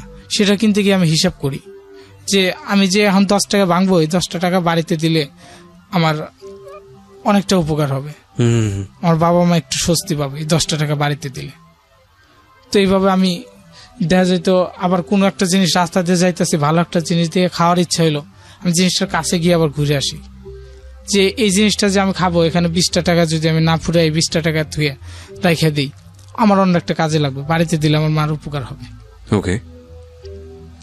তো এইভাবে আমি দিই, কিছু টাকা করে দিই, এটা দিয়ে কিস্তি চলতেছে। আর আমার আব্বু দেখা যায় সে বৈশা তো আর চলে না, বৈশা থাকলে কিস্তি কেমনে চালাবে। তো আমার আব্বাও টুকটাক কিছু কাজকর্ম করে, আর এইটা দিয়ে আস্তে আস্তে চলতেছে। তো এর পর্যায়ে আমি আবার, তখন তো এইচএসসি পরীক্ষা ছিল, পরীক্ষা দিতে পারলাম না। পরে ফের 1 বছর এইভাবে কাজ করতেছি। তো আমি আবার বললাম যে আব্বু, তো আমি একটু পরীক্ষা দিই, সামনে বার আবার পরীক্ষা দিয়ে আসলো। তো বললো আচ্ছা ঠিক আছে। কি পরীক্ষা এটা? এসএসসি পরীক্ষা। মানে এতই এর ভাবে আমার সেইভাবে পড়াশোনা হয় নাই, মানে করা হয় নাই স্কুলে। মানে একটা স্টুডেন্ট যেভাবে প্রতিনিয়ত স্কুলে যায়, যেভাবে পড়াশোনা করার কথা সেভাবে হয় নাই। তারপর আমার ইচ্ছা ছিল যে আমি পড়াশোনা করবো। তো বললাম আব্বু আমি পরীক্ষা দেবো আবার। তো বলে তুই তো পড়াশোনাই করিস না, কেমনি দিবি? বলে আমি অমনিই দেবো, পারবো, আমার এতটুকু কনফিডেন্স আছে। তো আমি আবার 1 বছর এইভাবে চাকরি করলাম। চাকরি করার পরে আবার যখন পরীক্ষার সময় আসলো ফর্ম ফিল আপ করলাম। আমি এখান থেকে চাকরি করে টাকা দিয়ে সেটাতে ফর্ম ফিল আপ করলাম। করার পরে আমি চলে গেলাম বাড়িতে, এখানে চাকরিটা বাদ দিলাম। দেখা যায় তো লং টাইম ছুটি, পরীক্ষা দিতে গেলে প্রায় 1 মাস 1.5 মাস লাগবে, এত টাইম তো ছুটি দেবে না অফিসে। পরে আমি চলে গেলাম চাকরিটা বাদ দিয়ে বাড়িতে যা পরীক্ষা দিলাম। পরীক্ষা দেওয়ার পরে আমি ওখানে মানে চাকরি তো এখানে ছাইড়া গেলাম, বাড়িতে থাকতেছি কিছুদিন। তো থাকার পরে তখন দেখতেছি আস্তে আস্তে মানে সবাই আমার সাথে একটু মানে খারাপ বিহেভ করতেছে। বাবা দেখতো যখন চাকরি করতাম তখন কিছু টাকা পয়সা দিতে পারতাম, তাদের একটু হেল্প হইতো। আমি চাকরিটা ছেড়ে বাড়িতে চলে আসছি, তাদের সমস্যা হইতেছে, তারা মানে আমাকে আর সেইভাবে নিতে পারতো না। পরে আমি তো ওইভাবে থাকতাম। আমি আসলে চাকরিতে আসতাম, কিন্তু আমার ইনজুরির কারণে আমি তাদের বলি না, যে তাদের বলে কি লাভ, এখন তাদের তো সেই সামর্থ্য নাই যে সে কিছু টাকা দিবে বা দিয়ে চিকিৎসা করাবে আমাকে। তো আমি এইভাবে করার পরে বাবা আমাকে বলে যে তুই যা, চলে যা, কোথায় যাবেন? ঢাকায় যা, কাজকর্ম কর, টাকা পয়সা দিয়ে এইভাবে তো চলতেছে না, কিস্তি মিস্তি চালান লাগে, তুই যা। তো আমি আসতেছি না, কারণ আমার একটু সমস্যা শারীরিক ভাবে, তার জন্য আমি আসতে চাইতেছি না, তাল বাহানা করে আর কি থাকতেছি কিছুদিন। তো এই পর্যায়ে একদিন বাবা আমাকে মানে কাপড় চোপড় ঘর থেকে বের করে দেয়। আচ্ছা। দিয়ে বলে যে এইভাবে ঘুরে গেড়ে খাইতেছস, কোনো কাজকর্ম। এটা কি বের করে দেয়, বাবা না মা? বাবা। ওকে। বলতেছে যে তখন আপনার সৎমাটা কোথায়? সৎমা তো সেই যে চলে গেছে, আর কোনো খোঁজ খবর নেই। আচ্ছা, তারপর? সেই যে গেল, আর কোনো খোঁজ নেই। কাপড় চোপড় বের করে, তারপরে কাপড় চোপড় বের করে দিল, দিয়ে আমার রাস্তায় একদম রাস্তায় ফেলাই দিল যে তুই চলে যা, তুই আর বাড়িতে উঠবি না। এই যে এত বড় একটা ছেলে বাড়িতে মানে বাবা মার ঘাড়ের উপর বসে বসে খাইতেছস, এটা কয়দিন খাবি এমনি, তুই চলে যা, কোথায় যাবি জানি না, চলে যা। তো আমি তো তখন আর কোথাও ঠিক করা নেই, আমি যাবো কোথায়। তখন আমি একটু রাগের মাথায় আব্বুর সাথে অনেক খারাপ ব্যবহার করেছি। হ্যাঁ, তুমি এতদিন মানে লাপাত্তা ছিলা বা আমাদের খোঁজ খবর নেও না, কেমনি কি মানে সব স্টোরি। আমি বাবার সাথে একটু মানে ক্ষিপ্ত হয়ে যাই। ক্ষিপ্ত হয়ে যাওয়ার কারণে মানে বাবা অনেকটা রাগ হয়। পাড়ার প্রতিবেশী যারা ছিল আমার রাগ দিয়ে বলতেছে, আসলে সে তো তোর বাবা, সে যতই যাই করুক, তুই তার সাথে এই ধরনের ব্যবহার কেন করিস? এটা তো ঠিক না, এটা তো কখনোই ঠিক না, তুই এই ব্যবহার কেন করিস? এটা এটা এটা করলি কেন? তো আমি আর কিছু বলি না। না বলার পর আমার মা আইসা মানে আমার কাপড় চোপড় গুলো বাড়িতে নিয়ে যায়। যে আমার বাবা যখন চলে গেল রাগ দেখায়, তখন মা বাড়িতে নিয়ে যায়, কিন্তু আমি আর বাড়িতে যাচ্ছি না। পরে আবার যখন বাবা ব্যাক করে দেয় আমার কাপড় চোপড় বাড়িতে, পরে আমার মাকে তো সেই মারধর শুরু করে দিয়েছে, তুই নিয়ে আসছিস কেন? তো তারপরে আর কি আমি বের করে দেওয়া হলো। আপনাকে বের করে দেওয়া হলো? হ্যাঁ, আমাকে ওইভাবে বের করে দেওয়া হলো। পরে আমি আবার ঢাকায় আসলাম। ঢাকায় যেখানে কত সালের ঘটনা এটা? এটা হচ্ছে আজ থেকে কত বছর আগে বের করে দেওয়া হয় বাড়ি থেকে? 2 বছর। 2 বছর আগে। হ্যাঁ। তো এইভাবে আবার বের করে দেওয়া হয়। তখন মা কোথায়? মা ওখানে। আপনার ছোট ভাইটার বয়স কত তখন? আমার ছোট ভাইটার বয়স হয়তো 7-8 হবে এমন, কিন্তু আমার ছোট ভাইকে নিয়ে ওকে পড়াশোনা করছিল নাকি? মাদ্রাসায় ছিল। তখন মাদ্রাসায় ছিল। হ্যাঁ, ওকে মাদ্রাসায় দেওয়া হলো। ঠিক আছে। তো আপনি বের হয়ে আসলেন বাড়ি থেকে। তারপর? বাড়ি থেকে বের হয়ে আসলাম। আমি এখন কোথায় যাব? বাড়িতে তো আর যাইতে পারতেছি না। বাড়িতে দেখা যায় আমি যদি যাই, আমাকে যদি কিছু না বলে আমার মার প্রতি মানে করবে আমার বাবা। পরে আমি এক জায়গায় থাকি, এক ফ্রেন্ডের বাসায় থাকি রাত্রে থাকার পরে পরের দিন সকালে আবার ঢাকায় আসি। ঢাকায় আসার পরে আমি আর কাজ পাইতেছি না কোথাও, কি করব? আমার টেনশন যে আসলে যে আমার বাবা আমার সাথে এই ব্যবহার করে বাইর করে দিল, আর তারপরে এখন বাড়িতে আসলাম, ঢাকায় আসলাম, কোনো কাজ কাম পাইতেছি না, কি করব? 2 দিন এক ফ্রেন্ডের বাসায় থাকলাম, সেও মেসে থাকে। 1 দিন 2 দিন হয়তো রাখলো, 3 দিনের দিন হয়তো 2 কথা বলবেই। তো আমি আবার সেখান থেকে চলে আর এক জায়গায় গেলাম। জি। সেটা হচ্ছে সাভারে যাওয়ার পরে কাজ খুঁজতেছি। আমার হচ্ছে কাজ, আমি কাজ কোথায় পাবো? সে যে কোনো কাজ হোক আমি কাজ করবো, কাজ দরকার আমার, তা নাহলে চলতেছে না, কোনো কাজ পাইতেছে না। পরে এক সময় একটা গার্মেন্টসে চাকরি পাই আবার। তো সেই জায়গায় বেতন ধরা হয় খুব কম, মানে 5300 টাকাতে হেল্পারের বেতন, তার চেয়েও কম ধরে। আমি বললাম যাই দেন আমাকে, মানে আমার খাওয়া পড়া চললে হয়েছে, আমাকে চাকরিটা করতে হবে। পরে চাকরিটা নিলাম। নেওয়ার পরে ওই জায়গায়। কিসের চাকরি ছিল এটা? ওটা গার্মেন্টসের চাকরি ছিল। আচ্ছা, গার্মেন্টসের চাকরি। কোথায় ছিল চাকরিটা? এটা সাভারে ছিল। হ্যাঁ, বলেন। তারপর? সাভারে চাকরিটা নিলাম। নেওয়ার পরে প্রায় ওখানে কাজ করতেছি, স্বল্প যাই টাকা পাই, ওখান থেকে দেখলাম যে আসলে বাড়িতে কিছু দিতে হবে।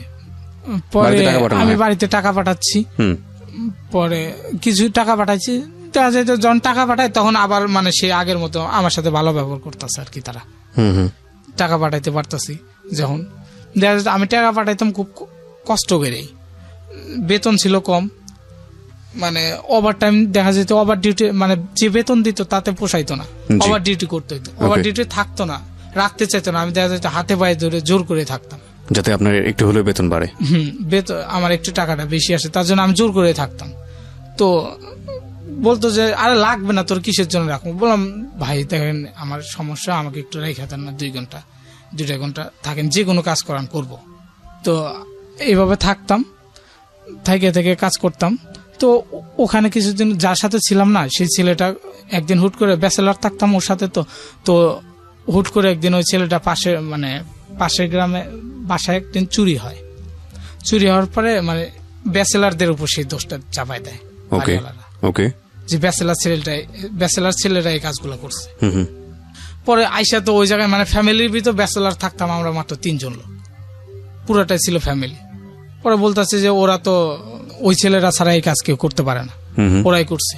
কিন্তু আজও কিন্তু আমরা জানতাম না ওই কাজ মানে কে করছে। আমাদের 3 জনকে মানে অফিস থেকে ডাইকে নিয়ে আসা হয়, মানে যে যেখানে চাকরি করে সেখান থেকে ডাইকে নিয়ে আসা হয়, মানে হয়তো আমরা জানতাম না যে বাসায় এই ঘটনা ঘটছে।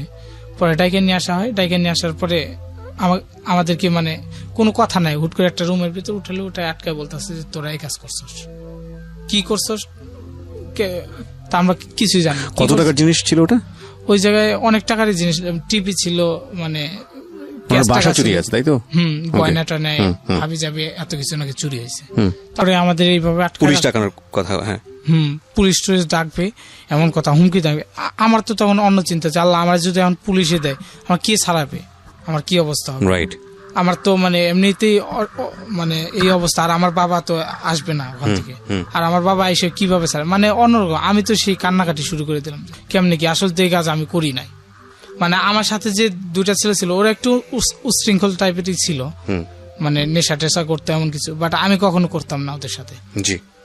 তার জন্য মানে গ্রামের ওই যে এলাকা মহল্লায় থাকতাম ওরা একটু সুদৃষ্টিতে দেখতো যে মানে এই ছেলেটা। তারপরে তখন সেই পর্যায়ে তো আর কেউ কথা বলে না, তখন মানে তারা মানে ওদের দিক থেকে দেখতেছে যে এরা এই কাজই করছে, এদেরকে পুলিশে দেওয়া লাগবো, নাহলে বাইর কর, কই রাখছস বাইর কর। পরে আমরা তো সেই কাকত মিনতি এটা সেটা করতেছি, কিছুতে তারা মানতেছে না। পরে এক পর্যায়ে দেখা গেল যে পুলিশ ডাকা হইলো, সাভার থানার পুলিশ ডাকা হইলো। পুলিশ ডাইকা তো বলতেছে যে একটা মামলা, বলতেছে যে এত লাখ টাকার মানে আরো বেশি করে বানাইছে না, মানে যেভাবে কেস দেওয়া লাগে কোনো কথাই বলতে পারতেছে না, শুধু অজরে চোখ দিয়ে পানি জড়তেছে। আর আমার টেনশন একটাই যে আল্লাহ এই খবর ছিল আমার বাড়িতে যে আমার মা তো মারা যাবে, যে ছেলে ঢাকাতে না জানি কি করছে এইভাবে থানায়, আমার মা তো মারা যাবে। আমি শুধু কান্না করতেছি। পরে নিয়ে গেল থানায়, নিয়ে যাওয়ার পরে রাখলো ওখানে। তো আমাদের তিনজনকে যে তো সাভার থানাতে যখন নিল রিমান্ডে নিব এমন কিছু, তখন তো আমি বলতেছি যে আসলে দেখেন আমি কিন্তু এগুলোর কিছুই জানি না। বলতেছে যে তুই জানাস না তো সেটা ঠিক আছে, আগে 2-4 বাড়ি দেই তারপরে ঠিকই হইব। এটা নিছে তিনজন মিলা। পরে এইভাবে বলার পরে নিয়ে গেল একজন, নিয়ে যায় মানে আলাদা হয়তো ওর কাছ থেকে কিছু কথা বের করবে এমন কিছু, নিয়ে যে তো মারধর করলো, সেইভাবে প্রচুর মারধর করছে। করার পরে ওর কাছ থেকে কোনো কথা বের হয় না। প্রচুর আপনি বুঝলেন কিভাবে? মানে ও কোন কথা বলে নাই, কিন্তু মার যে প্রচুর দিয়েছে এটা আপনি বুঝলেন কিভাবে? মানে ওকে যে মারলো, মারার পরে আবার নিয়ে আসছে, তখন বলতেছিল ওকে বলতেছে যে আয় আর একটা নিয়ে আয়। পরে আবার আরেকজন রে নিয়ে গেল, নিয়ে যাওয়ার পরে ওরেও মানে প্রচুর মারধর শুরু করলো। মানে মানে একই কথা যে আসলে আমরা জানি না, নেই নাই। করার পরে লাস্ট পর্যায়ে ওদেরকে প্রচুর মারধর করলো। করার পরে এখন ওই পরে যেটা নিল ও লাস্ট পর্যায়ে যখন অসহ্য তখন বলতেছে আসলে এই কাজটা আমি করছি, ও বলে দিয়েছে কিন্তু আসলে এটা যে ওরা করছে আমি কিছুই জানতাম। আচ্ছা, তারপর আমি কিছুই জানি না। পরে তখন তো আমাদের তিনজনকে জেলে রাখলো, রাখার পরে ওদের ফোন দেওয়া হইলো, মানে যারা কেসটা করছে, যে আসলে এই কাজটা ওরাই করছে। পরে ওরা আসলো, আসার পরে বলতেছে কই রাখছস, কি করছস, বাইর কর সবকিছু। তখন আমি বলতেছি যে মানে যে ওসি ছিল ওনাকে বলতাম স্যার আসলে দেখেন আমি তো কিছুই জানি না, আমি শুধু ওদের সাথে থাকতাম এতটুকু, ওরা কোথায় চলতো কি করতো না করতো আমি কিচ্ছুই জানি না, শুধু আমি ওদের সাথে থাকি। তো ভাই আমার একটু ছাইরা দেয় না, আমি কিছু জানি না। তো বলতেছে এইভাবে, মানে পুলিশটা ওই স্যারটা অনেক ভালো ছিল, বলে যে আসলে সবকিছু যাচাই বাছাই হোক তারপরে দেখা যাক তোমার দোষ আছে কি না আছে, কিন্তু এইভাবে ছাড়া যাবে না কখনো, কিছুই না। আসলে আমি তোমার দিকে আমি দেখি এভিডেন্স পাই কিনা, সেভাবে দোষ না পেলে তোমাকে আমরা অবশ্যই ছেড়ে দেবো, তোমার বিরুদ্ধে আমরা কোনো নেব না। পরে ওরা আসলো, আসার পরে আমাদের তিনজনকে আবার জিজ্ঞাসাবাদ করা হইলো যে কই রাখছস কেমনি কি।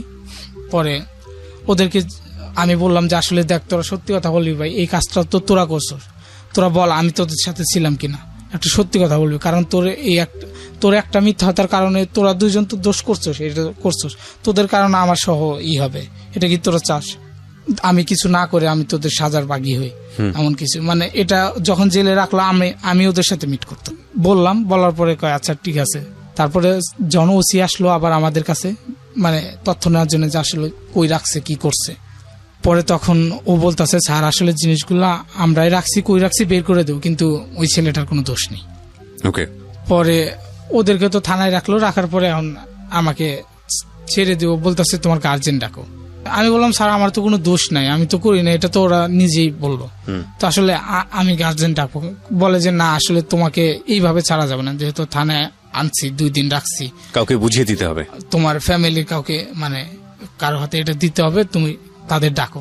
তো আমি বললাম যে আমার মাকে তো এটা জানান যাবে না, জানালে তো সে একবারে ছটফট করবো, আসতেই পারবো না, তো আমার বাবাকে তো এটা কেমনে জানাম। আমি বললাম স্যার দেখেন কোনো উপায়ে আমার ফ্যামিলিতে এটা না জানে আমাকে ছেড়ে দেওয়া যায় কিনা। পরে অনেক পর্যায়ে বলার পরে আচ্ছা থাকো আমি দেখি।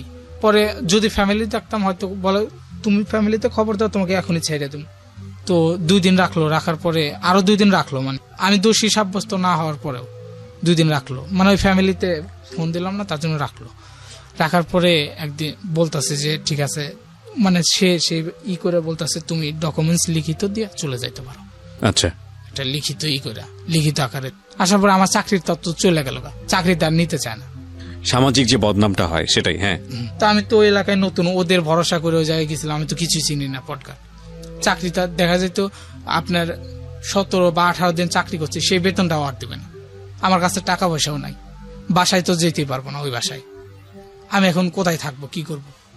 পরে আসলাম, সেখান থেকে চলে আসলাম সাভার আপনার ওভারব্রিজের নিচে, ওখানে সারা রাত কাটাই দিলাম। এখন কোথায় যাব, ওভারব্রিজের নিচে ঘুমাইয়া সারা রাত ওখানে থাকলাম। থাকার পরে সকালবেলা উঠলাম, উঠে আবার দান্দা যে কোনো এক জায়গায় যাগে কাজ ঠিক করি, তারপরে থাকার ব্যবস্থা করা যাবে। আবার কাজ খুঁজি, কাজও পাই না, আবার কি করবো, আবার সেই দিন আসে আবার সেই ওভারব্রিজের নিচে ঘুমাই, ওখানেই থাকি। মানে জীবনের প্রথম রাস্তাতে ঘুমানো, লাইফে প্রথম। ওকে। পরে থাকার পরে পরের দিন ওখানে এলাকায় তো 2 দিন ঘোরাফেরা করলাম, মানে ওই এলাকার যে যারা মানে বড় ভাইরা ছিল, ওরা বলতেছে যে তোমাকে তো দেখে মনে হয় না যে তুমি রাস্তার ছেলে বা রাস্তায় এইভাবে থাকো, তোমার সমস্যা কি? তো আমি বললাম যে এমনি ঘটনা, তো আমি তার জন্য এখানে আছি। তো বললাম যে ভাই আমার টাকার সমস্যা, আমার টাকা লাগবে প্রচুর, তার জন্য কাজ করতে হবে, যে কোনো কাজ দেবেন, যে কাজ হোক কাজ করব। তো ওরা বলতেছে যে কোনো কাজ দিলে কাজ করতে পারবা? তো আমি বললাম যে হ্যাঁ পারবো, যে কাজই হোক, কিন্তু আমার টাকার দরকার, আমাকে টাকা দিতে হবে, কাজ করবো যে কাজই হোক। ওরা বলতেছে আচ্ছা ঠিক আছে আসো। পরে আমাকে নিয়ে গেল ওদের সাথে, নিয়ে যাওয়ার পরে আমার সেই প্রচুর আদর আপ্যায়ন করতেছে, মানে অন্যরকম একটা। আমি বললাম কি ব্যাপার, কাজ দিবে তাতে এত আপ্যায়ন করার কি আছে? আপ্যায়ন করে কেমনে? আমি বললাম যে কাজ কি সেটা বলেন, কাজ পরে বলবো, আসো যাই। আদর আপ্যায়ন করতেছে সেইভাবে, কাজ কি সেটা আর বলতেছেন। পরে বলতেছে তুমি অনেক ক্লান্ত পরিশ্রম করছো, রেস্ট নাও, তো একদিন থাকো, এখানে থাকো, যখন যেটা লাগবে চাইবা দিব, কোনো সমস্যা নাই। আমি বললাম যে এটা কেমনি, কাজের কথা বলে না, এইভাবে রাজকীয় একটা করতেছে, আমাকে সম্মান করবে আনছে, কারণ কি বুঝলাম না। পরে একদিন রাত্রে আসলো, 3 ভাই আসলো, মানে 3টা বড় ভাই আসলো। ওরা এসে বলতেছে যে তোমাকে যে কাজ দেবো সেই কাজ করবা? বললাম যে করবো, আসলে মানে কাজটা কি সেটা বলেন, সেটা না বললে বলতেছেন আর করবা কি করবা না, আগে কাজটা বলেন তারপর। আমি বললাম ঠিক আছে কি কাজ বলেন, করব। পরে বলতেছে যে তোমাকে যদি বলি যে কাউকে খুন করো এমন কিছু পারবা তুমি? আমি তখন মানে কথাটা শুনে হুট করে থমকে দাঁড়াচ্ছি, কি বলে এটা আমি মানে বললাম যে আমার দ্বারা এটা সম্ভব না, আমি চলে যাব, আমাকে আর আসতে দেন। বলে কোথায় যাবো তুমি তো এখান থেকে যেতেই পারবা না।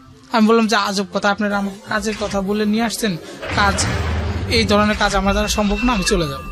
পরে বলতেছে যে আসছো তোমার ইচ্ছা, কিন্তু যাইতে পারো।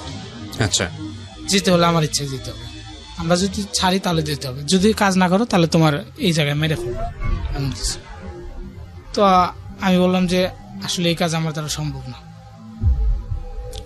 পরে ওরা বলে যে আচ্ছা ঠিক আছে তুমি সাথে থাকবা, অন্য একটা ছেলে তোমাকে থাকতে হবে, তোমাকে ছাড়া যাবে না, যেহেতু এই কথা তুমি যাই না গেছো আর তোমার কাছে ফোকাস করছো, তোমার যদি এখন ছাইড়া দিই, তুমি রাস্তায় যে একজনের কাছে বলবা না যে তার কোনো তোমাকে ছাড়া যাবে না।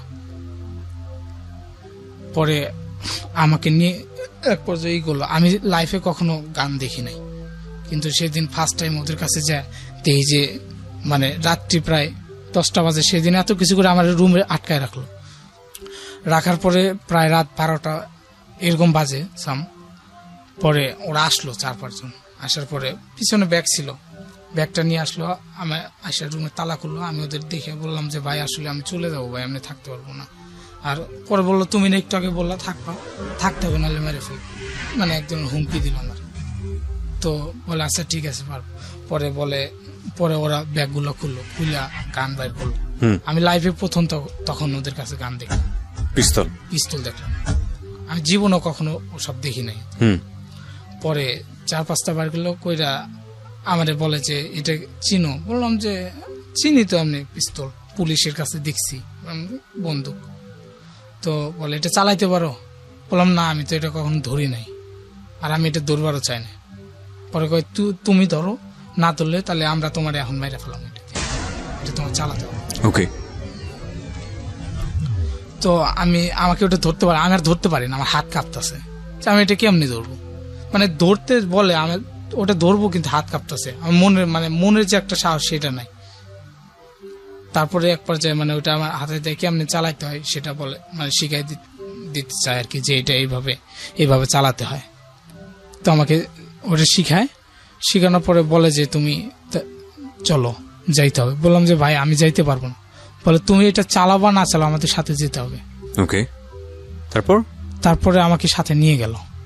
নিয়ে যাওয়ার পরে মানে আমি তো এলাকায় নতুন, মানে কোথায় যাচ্ছে বা কি করবে সেটা জানছি না, কিন্তু আমাকে যে নিয়ে গেল ওদের সাথে, মানে কাজ দেবের কথাগুলা এত এখান থেকে ওদের সাথে পরিচয়, এর বাইরে কিছু জানি না। আরো এলাকায় তো আমি সেইভাবে চিনি না কোথায় যায়। পরে প্রোগ্রাম করলো যে যাবে, মানে ওই জায়গায় একটা মানে সেই কোটিপতি বড় লোক, কি যেন নাম বললো, নামটা সরি খেয়াল নাই। তো তার বাড়িতে যাবে সেদিন। তো মানে তার মূল উদ্দেশ্য হলো তাকে করবে আর কি, মেরে ফেলবে এমন কিছু। মানে হয়তো মানে তার উপরের যে লোক তারা তাকে, মানে পুরো বিষয়টা আপনি ইনফর্ম না, কিন্তু আপনি যাচ্ছেন ওদের সঙ্গে আর কি। হ্যাঁ যাচ্ছে, আমাকে বাধ্যতামূলক যেতে হচ্ছে। তো যাওয়ার পরে এক পর্যায়ে মানে কেমনে যাব, ওই বাইরের ফ্ল্যাট তো প্রায় 5 তলা না 6 তলা, তো ফ্ল্যাটটা উঠা পাইপ বাইয়া, মানে বাইরের সাইডে যে পাইপ গুলা থাকে ওই যে আপনার টয়লেটের, ওগুলা পায়া উপরে উঠতেছে। তাছাড়া তো সিকিউরিটি থাকে, ভিতরে তো যাওয়ার কোন সুযোগ নাই। তো ওগুলা পায়া উপরে উঠছে, 2 তলা 3 তলার উপরে উঠছে। ওইটা জানালার পাশে যে একটু স্পেস থাকে না, এই যে করা আউটসাইডটা, তো ওই স্পেসে দাঁড়াইছে 3 জন। পরে আমি উঠতেছি, তো উঠার অবস্থায় আমি অর্ধেকখানে ওইটা হুট করে পড়ে যাই, আমি আর উঠতে পারি, মানে আমার যে একটা মনোবল যে আমি উঠতে সেটা নাই, হাত কাঁপতে কাঁপতে পড়ে যায়। আমি ওখানে পড়ে গেলাম। যাওয়ার পরে আমি আর উঠতে পারতেছি না, ওরা তো উঠছে, ওরা তো ভাবছে যে হয়তো এখন লোক জানা জানিলে সমস্যা এইভাবে কেমনি। পরে আমি আর উঠি না, ওরা তো আর উপর থেকে বলতে পারতেছে না উঠ, বা কথা বলার তো কোনো নাই ওই জায়গায়। পরে আমি নিচে ওই জায়গায় করে, ওরা উপরে উঠে। ওঠার পরে হয়তো কি না কি দেখে, মানে ভাবভঙ্গিতে হয়তো বোঝে যে আজকে কিছু করা যাবে না। পরে ওরা নেমে আসার পরে আমাকে নিয়ে যায় আবার রুমের সাথে। আমি মানে চিন্তা করছিলাম যে আমি পালাই যাব এখান থেকে, কিন্তু সম্ভব মানে নিচে আরেকজন ছিল আমার সাথে, যে আমি উঠলে তারপরে সে যাবে। পরে আবার ওরা নেমে এসে আমাকে সাথে নিয়ে যায়, বাসায় নিয়ে যায় মারধর করে, কয় যে তুই আসলে নিজের ইচ্ছে এগুলো করবা চাস না, তোর এখন শেষ করে দেবো, মাইরে ফেলাম এমন কিছু। তো আমি বলি আচ্ছা ঠিক আছে, আসলে আমি ইচ্ছা করে এটা করি না, আসলে আমার মাইরেন না ভাই, আমি যাব, এরপরে যে কাজ করবেন আমি আপনাদের সাথে যাবো আর কি। তো বললাম যে আচ্ছা ঠিক আছে, আমাকে টাকা দিতে হবে আগে। কত টাকা দিতে হবে কিছু, আমি আগে বাড়িতে টাকা পাঠাবো কিছু, তারপরে আমি আপনাদের সাথে যে কোনো কাজ করতে রাজি আছি। তো বলার পরে বলে যে না, আগে কাজ করবি তারপরে টাকা দিবি, নিয়ে আস। পরে ওইটা তো ফেল হলো, ওই জায়গায় আর গেল না। ওই জায়গায় যেই গুলো ওই দিন ফেল আসার পরে হয়তো একটু জানাজানি পাইছে, ওরা আকার ইঙ্গিত পাইছে যে কেউ আসছিল আর কি করার জন্য, সেটা নিয়ে হয়তো মানে ওরা তদন্ত করে তারপরে বলে যে এখন তো জানাজানি হয়েছে, এখন আর কিছু করা যাবে না। পরে ওরা আবার ড্রাগসের ব্যবসা করতো, যাদের সাথে গেছিলাম ওরা মানে ওই সাভারে ড্রাগসের ব্যবসা করতো। ওদের ইয়াবা মানে যত রকমের আছে, হিরোইন, নেশা জাতীয় যত দ্রব্য আছে সব ওরাই করতো। তো আমাকে বলতেছে তাহলে তুই ওই যে ওগুলা জায়গায় জায়গায় সেল দিতে হয়, বলে যে তুই এগুলা দিবি। তো আমি বললাম যে এইগুলা দেব থানায় যদি পুলিশ। এই ঘটনা তো পরের ঘটনা, তার আগে আপনি আমাকে একটু বলেন ওই লোকটা কি করলেন, যারা আপনারা যে অপারেশনটাতে গিয়েছিলেন ওনাকে মেরে ফেলার কথা, ওই লোকটাকে কি করলেন আপনারা? ওখান থেকে তো মানে ফেল হয়ে চলে আসা হইলো, মানে লোকটাকে পাওয়া যায়নি। না পাওয়া যায়নি কে। তারপরে যে একটু আমি পড়ে গেলাম বা শব্দ টব্দ, এইটা আপনার কারণে ওরা ফেল করছে, মূলত বিষয়টা হচ্ছে এটা। হ্যাঁ, এটাই আমি পরিষ্কার করতে চাচ্ছিলাম। তারপরে আমার কারণে ফেল হয়েছে, যার কারণে আর মানে তারা করতেছে, ওখান থেকে চলে আসার পরে আমার প্রতি একটা যে আমার মাইরা ফেলাবো, তুই আসলে ইচ্ছা করে এটা করছো, যদি আমরা ধরা পড়তাম এমন কিছু। তো ওইটা একটু গরম হয়ে থাকে, তাই কি ওটা মানে আপনাকে দিয়ে এখন মাদকের করতে যাচ্ছে। হ্যাঁ, তারপর পরে ওরা আমাকে বললো যে এগুলো তোমাকে সেল দিতে হবে জায়গায় জায়গায়। তো আমি বললাম যে আসলে এটা যদি আমি করতে বলতেছেন, আমি এটা কখনো করব না। বলে যে এটা করবা না করলে মেরে ফেলাবো, তোমাকে করতেই হবে। আমি দেখলাম যে আসলে না করে দেওয়ার উপায় নাই। আমি ভাবলাম যে আসলে কোন প্রকারে এটা ছেল দিবার যে অগ কাছ থেকে খালি একটু সাইড হলে আমি চলে যাবো, আমার যাতে খুঁজে না পাই, জি পালাই যাবো এখান থেকে। তো প্রথম দিন আমার একটা দিল যে ওখান থেকে মানে আমাকে যেতে হবে সেই ইয়েতে মিরপুরে মানে এক পরে আমি বললাম তো এটা এখন তো আমার এখান থেকে যাওয়ার কোনো উপায় না। আমি বললাম যে ভাই একটু মানে সমস্যা, একটু বাথরুমে যেতে হবে, তার জন্য একটু কোনো সামনে দিয়ে কোথাও স্পেস পাই কিনা, তার জন্য আর কি এদিকে যাচ্ছিলাম। তো ওখান থেকে আর কি করে পরে আবার ওখান থেকে করে ওরা ও আমার সাথে আসে, বলে আয় যায়। তখন সাথে আসলো, আসার পরে যেখানে আসবো ওখানে আসার পরে মিরপুরে আসলাম। আসার পরে মানে যার কাছে ওই জিনিসগুলো দিব সে বলতেছে যে আজকে সম্ভব না, এটা আর কি কোন প্রকারে একটি পুলিশে মানে ইনফর্ম হয়েছে আর কি, জানা জানিয়েছে এমন কিছু, বলে আজকে সম্ভব না, তোমরা চলে যাও গা।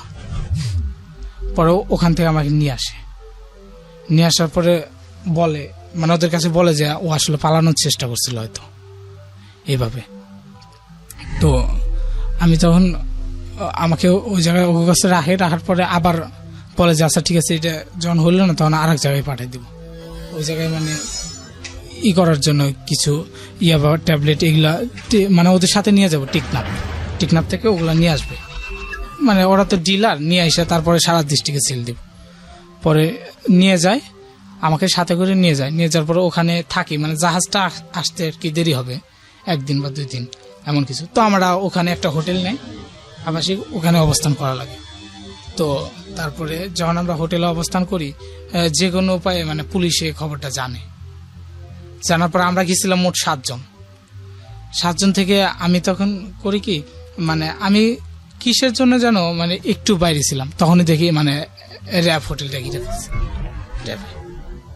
পুরো হোটেলটা যখন ঘিরে ফেলছে তখন আমি তো মানে একটু ফাঁকে, মানে হোটেলটা ছেড়ে একটু ফাঁকে আসছি, যে কোনো কারণে হয়তো মানে আল্লাহ আমাকে এই চলে বাঁচাবে এমন কিছু।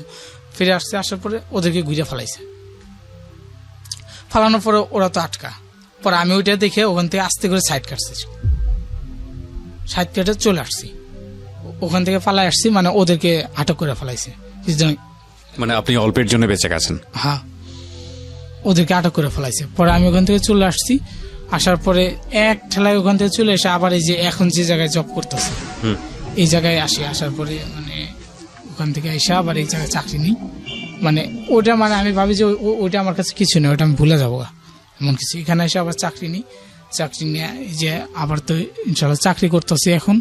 আর আমার এখন মূলই হচ্ছে যে আমার ফ্যামিলিটাকে দেখা যাবে। আমি যে কোনো যেখানেই মানে যেটাই করতে আমি ফ্যামিলিটাকে মূল প্রাধান্য দিয়েছি, যে আমার যদি এখন কিছু হয়ে যায় মানে আমার ফ্যামিলিটা তো আমার উপরেই করতেছে, কাজে আমার ফ্যামিলিটাকে টিকে রাখতে হবে আমাকে।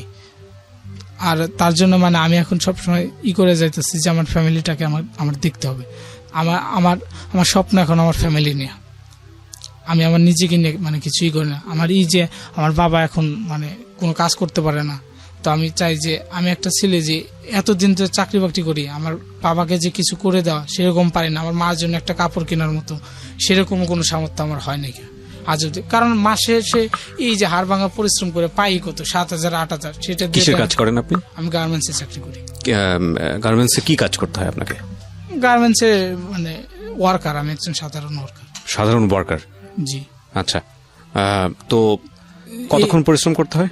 দেখা যায় যে সকাল 8টায় গেলাম, 8টার পরে রাত 8টা 10টা এরকম কাজ করতে হয়। আচ্ছা, প্রতিদিন। আচ্ছা, 8টা 10টা কাজ করতে হয়, যার পরে মানে তার স্বল্প টাকা, এটাতে কিছু হয় না। তো আমার এই যে আমি যদি মানে কিছু টাকা আমার বাবাকে দিতে পারতাম পুঁজি হিসেবে, যে বাবা এটা দেখুন একটা ব্যবসা করলে আমি আবার নতুন করে আমার পড়াশোনাটা চালাইতে পারতাম এমন কিছু। তো এইটা হচ্ছে আমার ছিল না। কিন্তু আপনি আমাকে একটু বলেন, আপনার সামনে তো সম্ভাবনা ছিল। আমাদের একটা অনুষ্ঠান আছে, অনুষ্ঠানের নাম হচ্ছে সিক্রেটস, শুনেছেন কখনো? জি। রবিবারের দিন যায়, সেখানে আমরা দেখি যে একজন মানুষ অপরাধী হওয়ার জন্য একটা শক্তিশালী ব্যাকগ্রাউন্ড তার লাগে। আপনার গল্পে আমরা শেষের দিকে এসে ভাবছিলাম যে আপনার যেহেতু অর্থকষ্ট জন্মের পর থেকে, আপনি একদম বুদ্ধি হওয়ার পর থেকে ক্লাস 2 পর থেকে পড়াশোনা হয়নি, হয়েছে না? ওই তারপরে এইভাবে মাঝে মাঝে বাদ গেছে, আবার শুরু করছে, আবার বাদ আবার শুরু, এইভাবে এখন আলহামদুলিল্লাহ এসএসসি পাস করেছেন, রাইট, ইন্টার পাস করলেন। তো এই যে এত কষ্ট করেছেন, খাবার পেয়েছেন, পান নাই, বাবা মায়ের কষ্ট, বাবা একরকম পঙ্গু হয়ে বাসার মধ্যে পড়ে আছে, মাকে দেখেছেন ঈদের দিন কান্নাকাটি করতে, সম্ভাবনা তো আপনার সামনে এসেছিল। আপনি যদি সেই ড্রাগ ডিলার হতেন কিংবা আপনি যদি মানুষকে খুন করতেন, তাহলে হয়তো রাতারাতি বড়লোক হয়ে যাওয়ার মতো পয়সা ইনকাম করতে পারতেন। জি, তারপরও আপনি করেননি। করি না, কারণ কি স্যার, এত দুঃখ কষ্ট ছিল। আমার মা, বলতাম তো ফার্স্টে বলছি, আমার মা একটু ধার্মিক টাইপের ছিল। জি, ধার্মিক। আমাকে প্রথম থেকে সেইভাবে বলতে যে বাবা দেখ, আসলে সৎ পথে থাকলে এই যে আমরা না খেয়ে আছি, তারপরে আল্লাহ আমাদের প্রতি সন্তুষ্ট আছে। মানে যে ধার্মিক যে জ্ঞানগুলা একটাই, সেইগুলো আমার ভিতর মানে সেইভাবে দিত। আমি আসলে দেখতাম যে ঠিক বলছে, যে আমি এখন এইভাবে হয়তো কামাই করলাম, প্রচুর টাকা কামাই করলাম, এক সময় তো চোরের 10 দিন কারস্থের একদিন আমি ধরা পড়ে গেলাম, এমন কিছু। তখন মানে টাকা পয়সা, ভোগ বিলাসিকতা সবই তো আমার শেষ, কিছুই তো থাকবে না, যেতে হবে। মানে এইভাবে মানে এই চিন্তাটা করে আমি কখনো ওইদিকে যাই নাই, যে হয়তো আমি এখন পুলিশে ধরা পড়লাম, পড়ার পরে আমার কোনো যাবেন নাই, কারণ আমার কেউ নাই যে এমন যে আমাকে 10 লাখ টাকা দিয়ে ছাড়াই নিয়ে যাবে। মানে তারা আমাকে মাধ্যম হিসেবে ইউজ করে। আমি যখন বিপদে বললাম তখন আর তারা হয়তো মানে ই করবে না, তখন আমার কি হবে? আর আমি যদি কিছু হয় যায়, আমার ফ্যামিলিটা কে দেখবে? কারণ আমার ফ্যামিলির মানে একমাত্র মাধ্যম এখন আমি। গল্পটার লেসনটা হচ্ছে শেষের দিকে এসে। একটা হচ্ছে আপনি কমনলি বুঝেই গেছেন, আমরা যেটা বলি যে অভাবে স্বভাব নষ্ট, একটা কথা আছে, কিন্তু সেটা